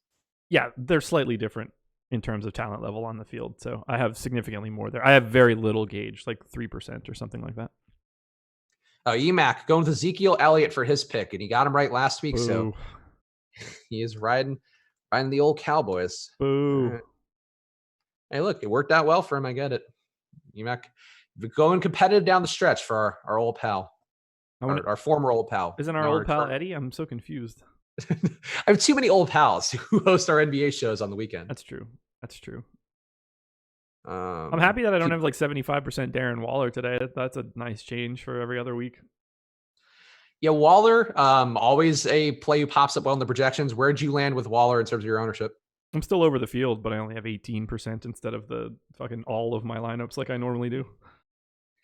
It's worked out well too out of the last 3 weeks to go heavy Waller, which, you know, has been something I've been averse to. It hasn't killed me those 2 out of 3 weeks. One thing to note, though, Hunter Renfrow being back out there has been a bit of a negative correlation with those guys. So maybe some concern there in this spot. But I don't mind Waller like as a run back, especially with Charger stacks, which do look pretty appealing too. Actually, where did the Chargers shake out with Alex's top stacks? So they've come down a little bit, but the Chargers are a stack I have a good amount of too. On a projection basis, they occurred for a lot for me on Fantasy Cruncher. What about the Chargers for you? Did you land on any mixes of Phil Rivers? And I have a good amount of Henry, good amount more of Williams and Allen, but I did get those three in decent amounts stacked with Rivers and a little bit of Eckler in that same stack. Yeah, I'm over the field on Eckler. Keenan Allen is my third most owned wide receiver, and Hunter Henry is my most owned tight end. Go Chargers. Okay. Oh, he's your most owned tight end on the slate? Yep. Okay. Go Chargers. Yeah, he's definitely due for some things to swing back his way. The issue is like his down week's kind of the same thing as Waller. His down weeks have come with more success for Williams. So I'm a little bit less inclined to play those two together, but I do think that there's room for them to have production here. One thing to note, though, Oakland's defense is bad, but they do a good job of killing the clock. Both teams really do play at a pretty slow pace and don't give up a ton of plays per game. So, a little bit of risk that this game doesn't get as high scoring as I think people may be treating it as, but still you'd expect Chargers to be able to put up some points. I hope they do. I hope they do too. I agree with that. Be nice. So here's a stack I'm confident you have none of, but Lofty and I talked about it on Wednesday. We both kind of talked ourselves into it. It is one that I am representing a little bit today. Not a ton, but it is one that I'm going to be above the field on. The Washington Redskins at home going against the Giants. Dwayne Haskins had his best fantasy game as a pro last week, and Terry McLaurin can single-handedly drag him to relevance, though Steven Sims also saw some decent work as well. So there is a natural stack to go to here. Very cheap. Did you get any Washington Redskins at all? What do you think? I'm going to guess no. No, you'd be right. No, I did not. I think I have one share of McLaurin. Okay. Actually, I have a little bit of Peterson. Okay. Yeah. That's the one thing is they do love to run the ball, so it's not going to be a high pass leverage game, but not crazy that this game could score a little bit more with two defenses that aren't that great. Washington's defense does bring decent pressure. They're actually one of the best pressure teams on the slate. Actually, they might be the best pressure team on the slate. They're up to a 31% pressure rate over the last few weeks. It's taken a real sharp turn for them with getting sacks. So with Daniel Jones' penchant for turning it over, I don't hate the Redskins defense as well, but Washington can pass here if they choose to. It's just a question of whether they will. And if you're going to build confidence for Haskins going into next year, I think now's the time to do it. Yeah, he stinks. He does stink, but he's 4,700 on DK. Damn it, my parents just landed. I was hoping they were delayed. Now you just got to keep it rolling. Keep that energy up. What energy, man? I need a All cheat your code. energy. I need a cheat code. You need that Joe Mixon South Beach cheat code. I do. That one you can get at Tootsie's in the back room. I had that cheat code. So you might be talking two different cheat codes in the back room at Tootsie's. We're not. So Haskins to me is a guy I do have represented. Somebody, who is it? Oh, Nick Rahal saying Haskins, book it, and Greer. I did get one or two Greer stacks too, just because of the price. He does open up some of the top flight receivers and running backs. They do have a Will Greer stack. I'm going to just confirm no Will Greer for you. No, I didn't get to any Will Greer, although I do know more about him than I ever thought I would. Why? I didn't know that his family is famous for being Vine stars. Yes, craziness. And I'm sure they're now TikTok stars or whatever, but yeah, they are. But he's also he was a famous college QB for a minute too. Went to Westlaw, right? What? Went to West Virginia, right? Yeah, and I think he transferred from somewhere too, where he was a pretty high profile recruit. That sounds about right. Oklahoma. Yeah, he's been around for a while. I mean, the thing for him, and I guess you've kind of seen it. You have seen it actually with Drew Lock, but it's not quite the same with Will Greer compared to some of the other running backs or the other quarterbacks you get. If you're comparing Will Greer as a third string QB to David Blau, Greer is actually a touted prospect who has a pretty big arm, was drafted in the 3rd round. He played for Florida and transferred to West Virginia. So two pretty high profile programs. He's certainly had some missteps in those places, but does have a pretty big arm. So I don't hate taking a spin on him. Wouldn't shock me if he ends up early season Haskins, but this offense for Carolina has been pretty sound, and really the mistakes they've made over the last few weeks have been Kyle Allen making some really bad throws. So I don't mind a stab at Will Greer, almost basically 4K flat on DraftKings, 4,300. Yeah, I didn't get there. All right, so didn't need to. I didn't need that sort of salary. Not to mention, they are not coming in with a terribly appealing top stack odds. They're just middle of the pack. Yeah, no, I think it's totally fair. I'm just saying, if your person is putting in, for me, I have 80 lineups this week. I just figured it was enough where I figured, all right, might as well put a little Greer in there just in case. Somebody talking. So I'm going to talk about this fast. We don't often talk defense here because defense sort of a symptom of the pricing that we have on the slate and where you're going. But Josh Williamson saying Broncos defense, bud. I love the Broncos defense today. And that's in part because of my David Blau experience, having watched that entire game last week. Blau is just he's not wanting to be in the league anymore. He does not look happy back there. He looks confused and sad. Going into Denver, who's a really good defense, covers extremely well. I think they can get pressure. So I have the Broncos a lot. How are you landing with your defenses this week? What are your top owned? Steelers, Giants, Saints, Bengals, Broncos are the foremost. Okay. Yeah, I got a lot of Bengals too, which makes sense. In Miami, wind, and Fitzpatrick can throw into the wind and get that even more easy picks potentially. Yeah, they're cheap. Yep. I mean, it's just it's so unsexy to talk about defense. Yeah. I agree. It's, it is sort of a dice roll with these plays, but those ones I think are ones that pop up a lot with Osmos projections. Yeah. And the Broncos, to me, I just felt were a priority because it's a very low total for Detroit going into Denver. Alex did mention this game as being one that he thought had some potential to stack. So that does give me a little bit of pause, but just seeing what I saw from Blau last week and maybe being a little bit mad at him for what he didn't do in that game. I just think Denver can make this hard on him, on the road at Denver too. Denver's kind of playing well down the stretch, or at least decently on defense. And Detroit is really going the other way where they don't seem like they can get anything going. Even with Carry On in there, I don't see that helps that much. Yeah, I hope he goes crazy, but I don't know what to make of him. Yeah, it's hard to take that risk for me going against Denver. I mean, they're not a great run defense in terms of their results. They're still going up 114 rushing yards a game. The PFF has them with a 91 run defense grade, so they're probably due for better results and really good in the red zone too. All the stuff that tells me the defense should be better than it's probably performed. I don't know that Carry On coming off of that knee. I don't think he comes back and materially changes the equation that much. Yeah, you wouldn't think it. We'll see. It's still at this price point on DK or on FanDuel rather. Yeah, for 4,500, I think it's worth that flyer. Ben P, I'm with you on a little Washington. Let's go. Yeah, look, I mean, these are the plays that I don't mind a little of. I think that's sort of the thing. If I were loading up, that's certainly gonna, not be the best approach. But having a little bit just get above the field, I think that's those are things that I don't mind doing on, especially at this time of the NFL season where it is very much a silly season in the NFL. Travel Bros, Josh Engelman looks stressed. He is the face of someone that just spent $2K to try to win today. Good luck, buddy, because I know y'all spend a lot to win. I mean, Josh is actually having the best possible run in terms of his DFS. I think in terms of the last 24 hours, he's just dying inside because of his illness. Yeah, and there's no way that I'm spending that much on football. I hate it. Yeah, I assume you must especially hate week 16 and 17 football. Yes, this is like the shit you love the most in basketball and baseball. Playing all these like creative players and stuff. Tim Quarterman season in the NFL. Yeah. Who's Blossom game or whatever that's coming in today for the NFL. Yeah. You love that slop. This is your wheelhouse right now. It really is. This is the time. Honestly, historically, this has been the time where I wouldn't say I make the most money, where I have like the best runs if I guess it right. For what it's worth, Blossom game is not a guy I landed on a lot this week just because it came in late. That's one part of it, but I just New Orleans defense is really good. I think that's something to keep in mind here. Like Derrick Henry, if you want to take that plunge going against New Orleans, that's one. Even Deion Lewis, the guy who's really versatile, but a guy coming in who really hasn't had the work going against New Orleans defense, it's a scary spot for Blossom game. So, same thing like Washington, I would keep your approach measured with a guy like Kari Blossom game. Yes. All right. Is people not even saying the right name? Jaron Blossom game. Jaron Blossom game is the guy that was on the Cavs last year. Yeah, and it's spelled differently. Like Kari Blossom is Kari Blossom game, like Blasin, and that guy was Blossom game. Which Blossom game is a great basketball player name. Yeah, it's a shame that he's not a great basketball player. His game did not blossom. No, it died. It died strictly on the vine. Yes, it did.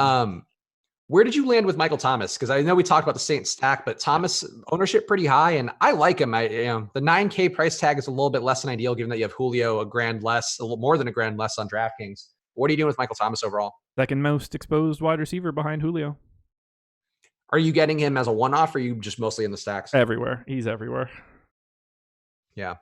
I do think, and this is another thing I talked about on the strategy show with Lofty, I do think in this kind of week too, for as much as I enjoy the crap guys going, as much as I enjoy taking stabs on guys like Greg Ward or whatever in a game where I think Philly's going to pass, I do think, this is a week where if guys go south, if guys don't perform, even if the DJ Charks, guys we've seen have big years, don't do well, it does have a lot more upside going to guys like Julio and Michael Thomas. You know what the role is. You know the targets are going to be there. You know they perform every week. And if you can find ways to afford those guys, I think it does make your lineup safer with the same amount of upside. I have 17 lineups of Thomas plus Drew Brees. He's in 70 total. So 53 either coming back in that game or just as like a one-off.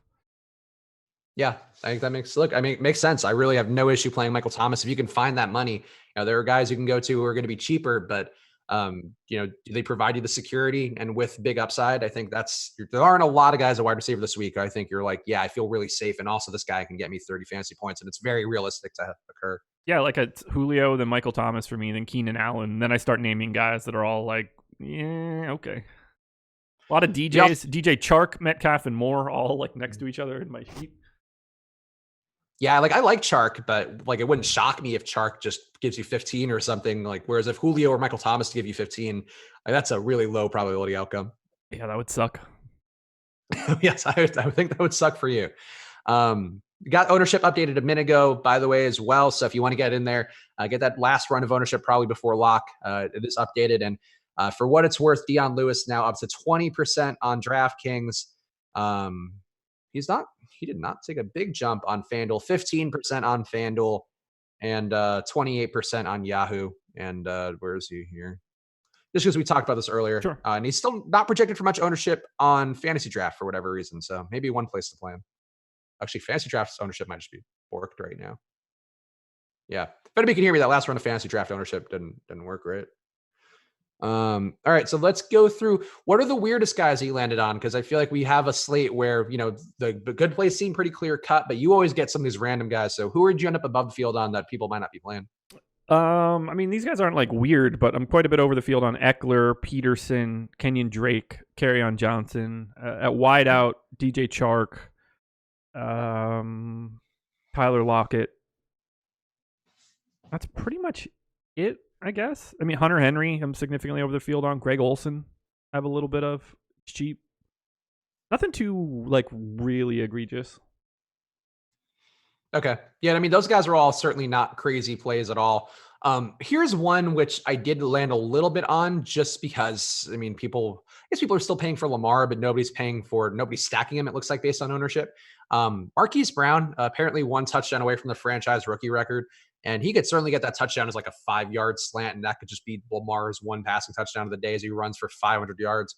But I don't mind the idea of going to a little bit of Brown today in the hopes that maybe he has one big outlier day here. Cleveland's passing defense, not bad, but probably worse than the results they've given up on the year. Not well graded, really not anybody you're afraid of on the outside or in the slot. So Brown, to me, hitting that touchdown mark. Lamar talked about it to the media that he wants to get him a touchdown today. You know, I think Lamar, call it a hunch. I think Lamar can get Marquise Brown a touchdown against Cleveland. You would think, man. You would think. So, you know, if that gives him 15 to 20 fantasy point upside at almost 5K on DraftKings, I think that's a fair stab to make. And one way to stack Lamar with at least one guy, where it's usually hard to find guys you really trust to stack him up with. I can't believe it's only 12:48. I know this has been a packed slate. We talked about a lot of stuff. Did you get Lamar at all, by the way? I did not. His odds of being in the top stack were so much lower than his ownership that I couldn't do it. Yeah, I mean, you can definitely play him naked this week, I would think, because Cleveland really doesn't defend the run well. And I know people want to spin revenge narratives on Baltimore playing Cleveland earlier this year and losing, and Baker went nuts, and Nick Chubb, we talked about that earlier. Nick Chubb went nuts in that game, but 2 different teams going in very different directions. And to me, it gave me a lot of pause that last week Cleveland couldn't smash Arizona. That was a really perfect spot for them. And I think Cleveland, Landry has a hip issue. Odell has the whatever sports hernia thing that he's dealing with. So these guys are pretty banged up.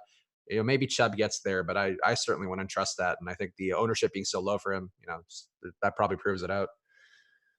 Let's see here. Looking for some questions in the premium Slack. Thoughts on Rivers, Keenan Allen, Mike Williams? Cub fan 1216 asks. We talked about this a little bit, but that is my preferred stack of the Chargers. Do you have more of Rivers with Allen and Williams, or more with Rivers and one of the receivers and Hunter Henry? I have 10 lineups with Rivers. Let's see. 6 of those have Eckler.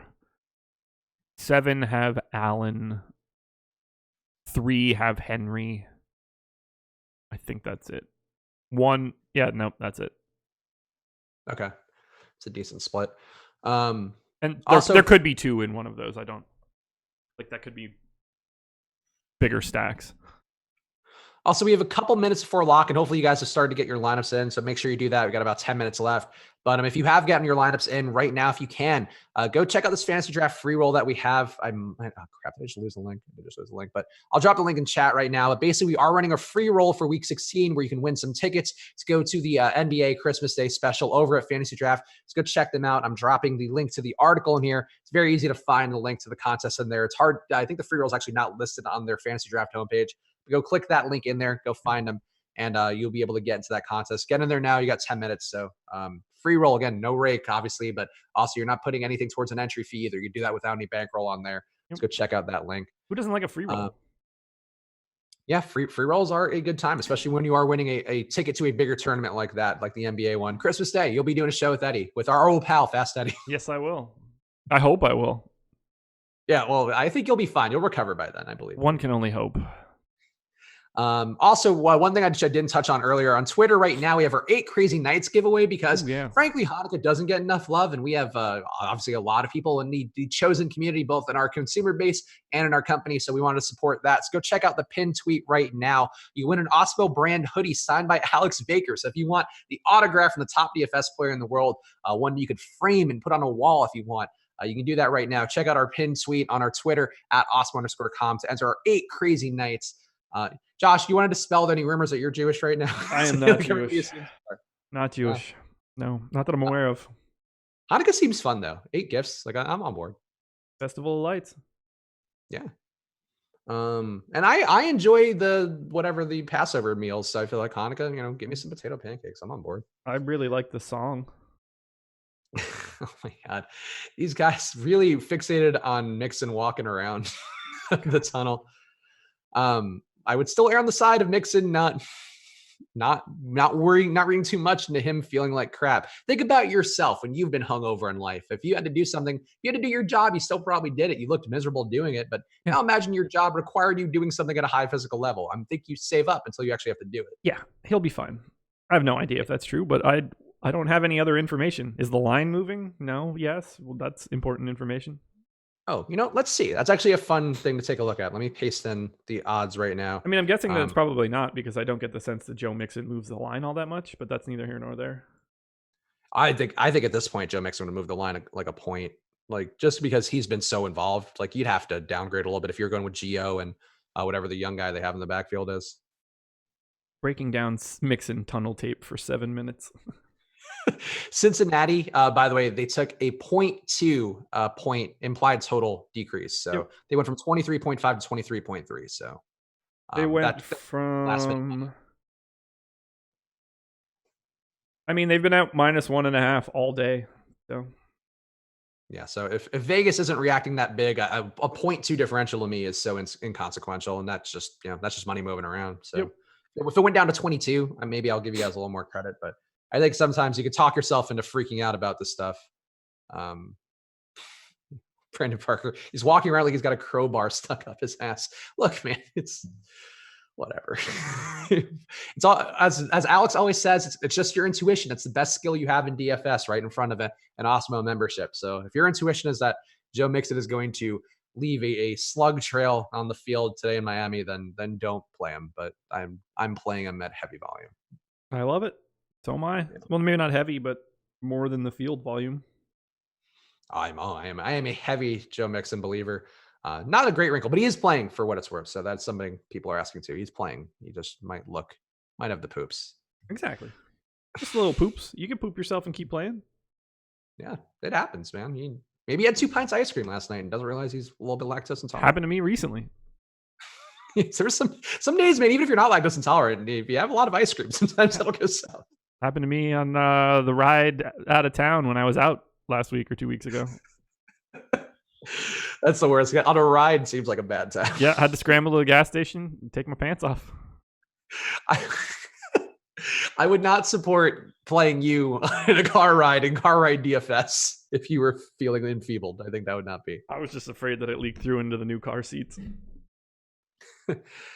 Dope Heathen has joined the free roll. Good job, Dope Heathen. Everybody get in there now while you can for that fantasy draft free roll. Check out the link I dropped a few minutes ago.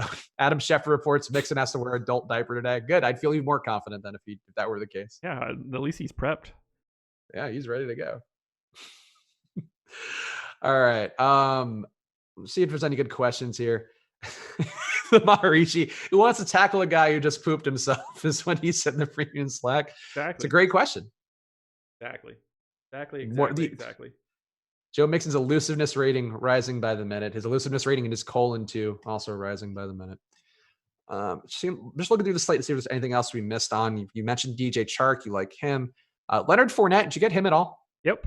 As per usual, I'm right around the field on Leonard Fournette because that guy is just permanently in my lineups. Yeah, I'm boned, man, because I'm playing him in my season-long championship game, who Jameis yesterday really did not help for, which I decided to play him in my championship round, gave me 10 points with our league scoring because we don't get the fun upgrades that you get on DK. He's so good at throwing interceptions. It was amazing how frustrating that was. My wife had Rashad Perryman in finals, so you did well. We were paying attention, and I was like, "Hey, you've got a shot. Like he's going to be heaving coming down this drive." And sure enough, the out route to the running back just picked. I was like, "Dude, this guy just cannot stop throwing to the other damn team." You think he's colorblind? I mean, it makes sense. It's possible. I mean, he's just inaccurate. Like some of the throws too, like they just weren't even close. It just seemed like he was off timing with his receivers because you have guys like Watson out there and Perriman even who are you don't have the same rapport with. And yeah, he overthrew guys like 5 yards, like 4 or 5 times. I was watching the game. It was an early game here on the West Coast, started at 10 a.m. I had 7 White Claws by the end of the third quarter because I was like it was like anxiety White Claw drink. He had 3 interceptions in the first quarter, right? Or did the third one come like just after? It was around that range, but it was I think it was 3 in the first quarter. And then also freaking Rich Eisen kept calling him Watson over, or you kept like reversing him. He called Deshaun Watson Winston 100 times. Eisen didn't have a great game. It was one of the worst announcing like call games I've heard this year. Like he just got nothing right the entire game. It was just the worst in every possible way. Mac attack. No, I am not a wasp. Close, I guess, but not all of it. But we still love Hanukkah though. Yeah. And particularly I'm not the P part of that. All right. Boone, what's this guy's asked for season long? Yes, this is where I am too. This is what I was trying to get at. I have Mike Boone in my league, and I don't know if I should play Fournette or Boone because Boone's in a nice spot, but Madison's still questionable. So I think I'm going to play Fournette, and it doesn't make me the most happy. Who's Boone? Mike Boone's the Vikings running back who's going to get all the work against Green Bay tonight because Cook is out for the year or out for the rest of the season, and then Madison's questionable. I was kidding. No, I just figured you didn't even look at it because it's a Sunday night game. But relevant on fantasy draft though. Boone is a play on fantasy draft. Yes, he is. Don't have very much a play. In fact, a really strong play on fantasy draft. Yeah. Let's see. People still talking about Mixon's feces. I'm gonna keep going through the slate to see if there's anything. Pittsburgh at the Jets. I got a little Le'Veon Bell, not by choice. Just kind of happened with Alex's projections. Le'Veon Bell, did you get him at all? Thank God, no. So I'm sure he's gonna go crazy. I usually have a ton of that dude, and he sucks every week. So tonight's probably the night. Yeah, the thing is that I find it hard to believe Adam Gase is suddenly going to feed him the ball more. He doesn't do that anyway. And this spot against Pittsburgh, a good run defense who also blitzes at a very high rate and gets pressure at a high rate. Kind of the worst possible situation, I would think, for Le'Veon Bell, even no matter how much revenge he has in his heart and soul. So I don't love having Bell, but I'm okay having a little bit of him. The field 6% ownership seems fair. It's come down to a more reasonable level. Premium Slack. Somebody just asked something, which I went away. Thumb pressure can greatly affect overthrowing. CLA says, yeah, that seems like a fair point about Jameis too. I wish I could fast forward time right now. Like throughout the whole day or just to get to lock? Both, I guess. I don't know. It depends on what my parents want to do. My dad's kind of not mobile right now, so we'll see what's going on. Well, you guys can share in that then. You can both kind of chill. He's allowed to walk now. He just, not that easy, I guess. No, that sucks. So, do we talk about that? No, I don't know. Broke his leg in 3 places like two and a half months ago. Doing what? Working. It kind of got like trapped while he was working, and he like tipped down the side of a hill, but his foot got stuck. Oh, Jesus. Yeah, they sent me some really gnarly pictures, pointing just the wrong way. Like Theismann level break? Yeah, broke his tibia, fibula, and his shin bone. No, wow, I didn't know that at all. So yeah. He's on crutches right now? He uses a crutch now or a walker, but he just got cleared like last week for fully weight bearing. But you kind of have to like reteach yourself how to walk. So he said like getting to halfway through the house right now has been a pretty good chore. Jesus, yeah, the atrophying and stuff I assume is not the best. Yeah, it's weird. Never got a cast. Huh. Yeah. You'd think you need a cast. It was just they were just like, yo, don't put your foot on the ground. But it's just like a brace on both sides. Wild. I had no idea. Right. I didn't understand it at all. Well, shout out to your dad. Your dad must be tough as shit because that seems like a terrible injury. The amount of shit that he's been through, man. Something's gonna get him that's like really lame, like a paper cut infection or something. the staph infection from a paper cut death. I'm serious. The amount of shit that he's been through, he should have been dead like 3 times. That's crazy. Wow. Well, shout out to Josh's dad getting better. Hopefully he's on the mend and you guys can not walk around too much today. No, he's just going to enjoy sitting and having a couple J's on the couch. We are locked. So we can't beat the Bay. I don't think this is true, but Mixon blue chunks right now. I don't think that's accurate. No way. But if he did, good. Get it out. Sometimes that's what you need because you got to purge a little bit. But we are locked, guys. We appreciate all of you. Obviously, this is the last NFL show, last NFL Live before lock show for the main slate before Christmas. And also Hanukkah's going on right now. So we wish all of you guys a happy holiday. We appreciate you guys sticking with us all season long. Obviously, these Sunday morning shows can be exhausting and can be difficult to keep up with all the things going on. But we appreciate you guys riding along with us, and we hope you guys all have a happy and healthy holiday no matter what you're celebrating. Christmas, Kwanzaa, Hanukkah, anything in between. Please have a great time. And Josh, anything you want to say to the folks before we call it quits? No, have a good holiday. Fast Eddie Fear and I will be back on Christmas Day doing a live before lock. That should be pretty fun. No NBA on Tuesday. Yeah, no NBA Tuesday, but we do have it tomorrow. It'll be Josh and I back tomorrow for NBA, and we do have all the content going up that you're expecting. If there's a big slate going on with big tournament prizes, you will find content for it. I assume we also have live before lock later today for NFL for the Sunday show. We do indeed. Yeah, so watch that later on today, and we'll be back with you guys again soon. So enjoy your holidays if we don't see you before then. Hope you have a great season and great gifts and great family time and all that. And we'll be back with you guys again soon. So good luck.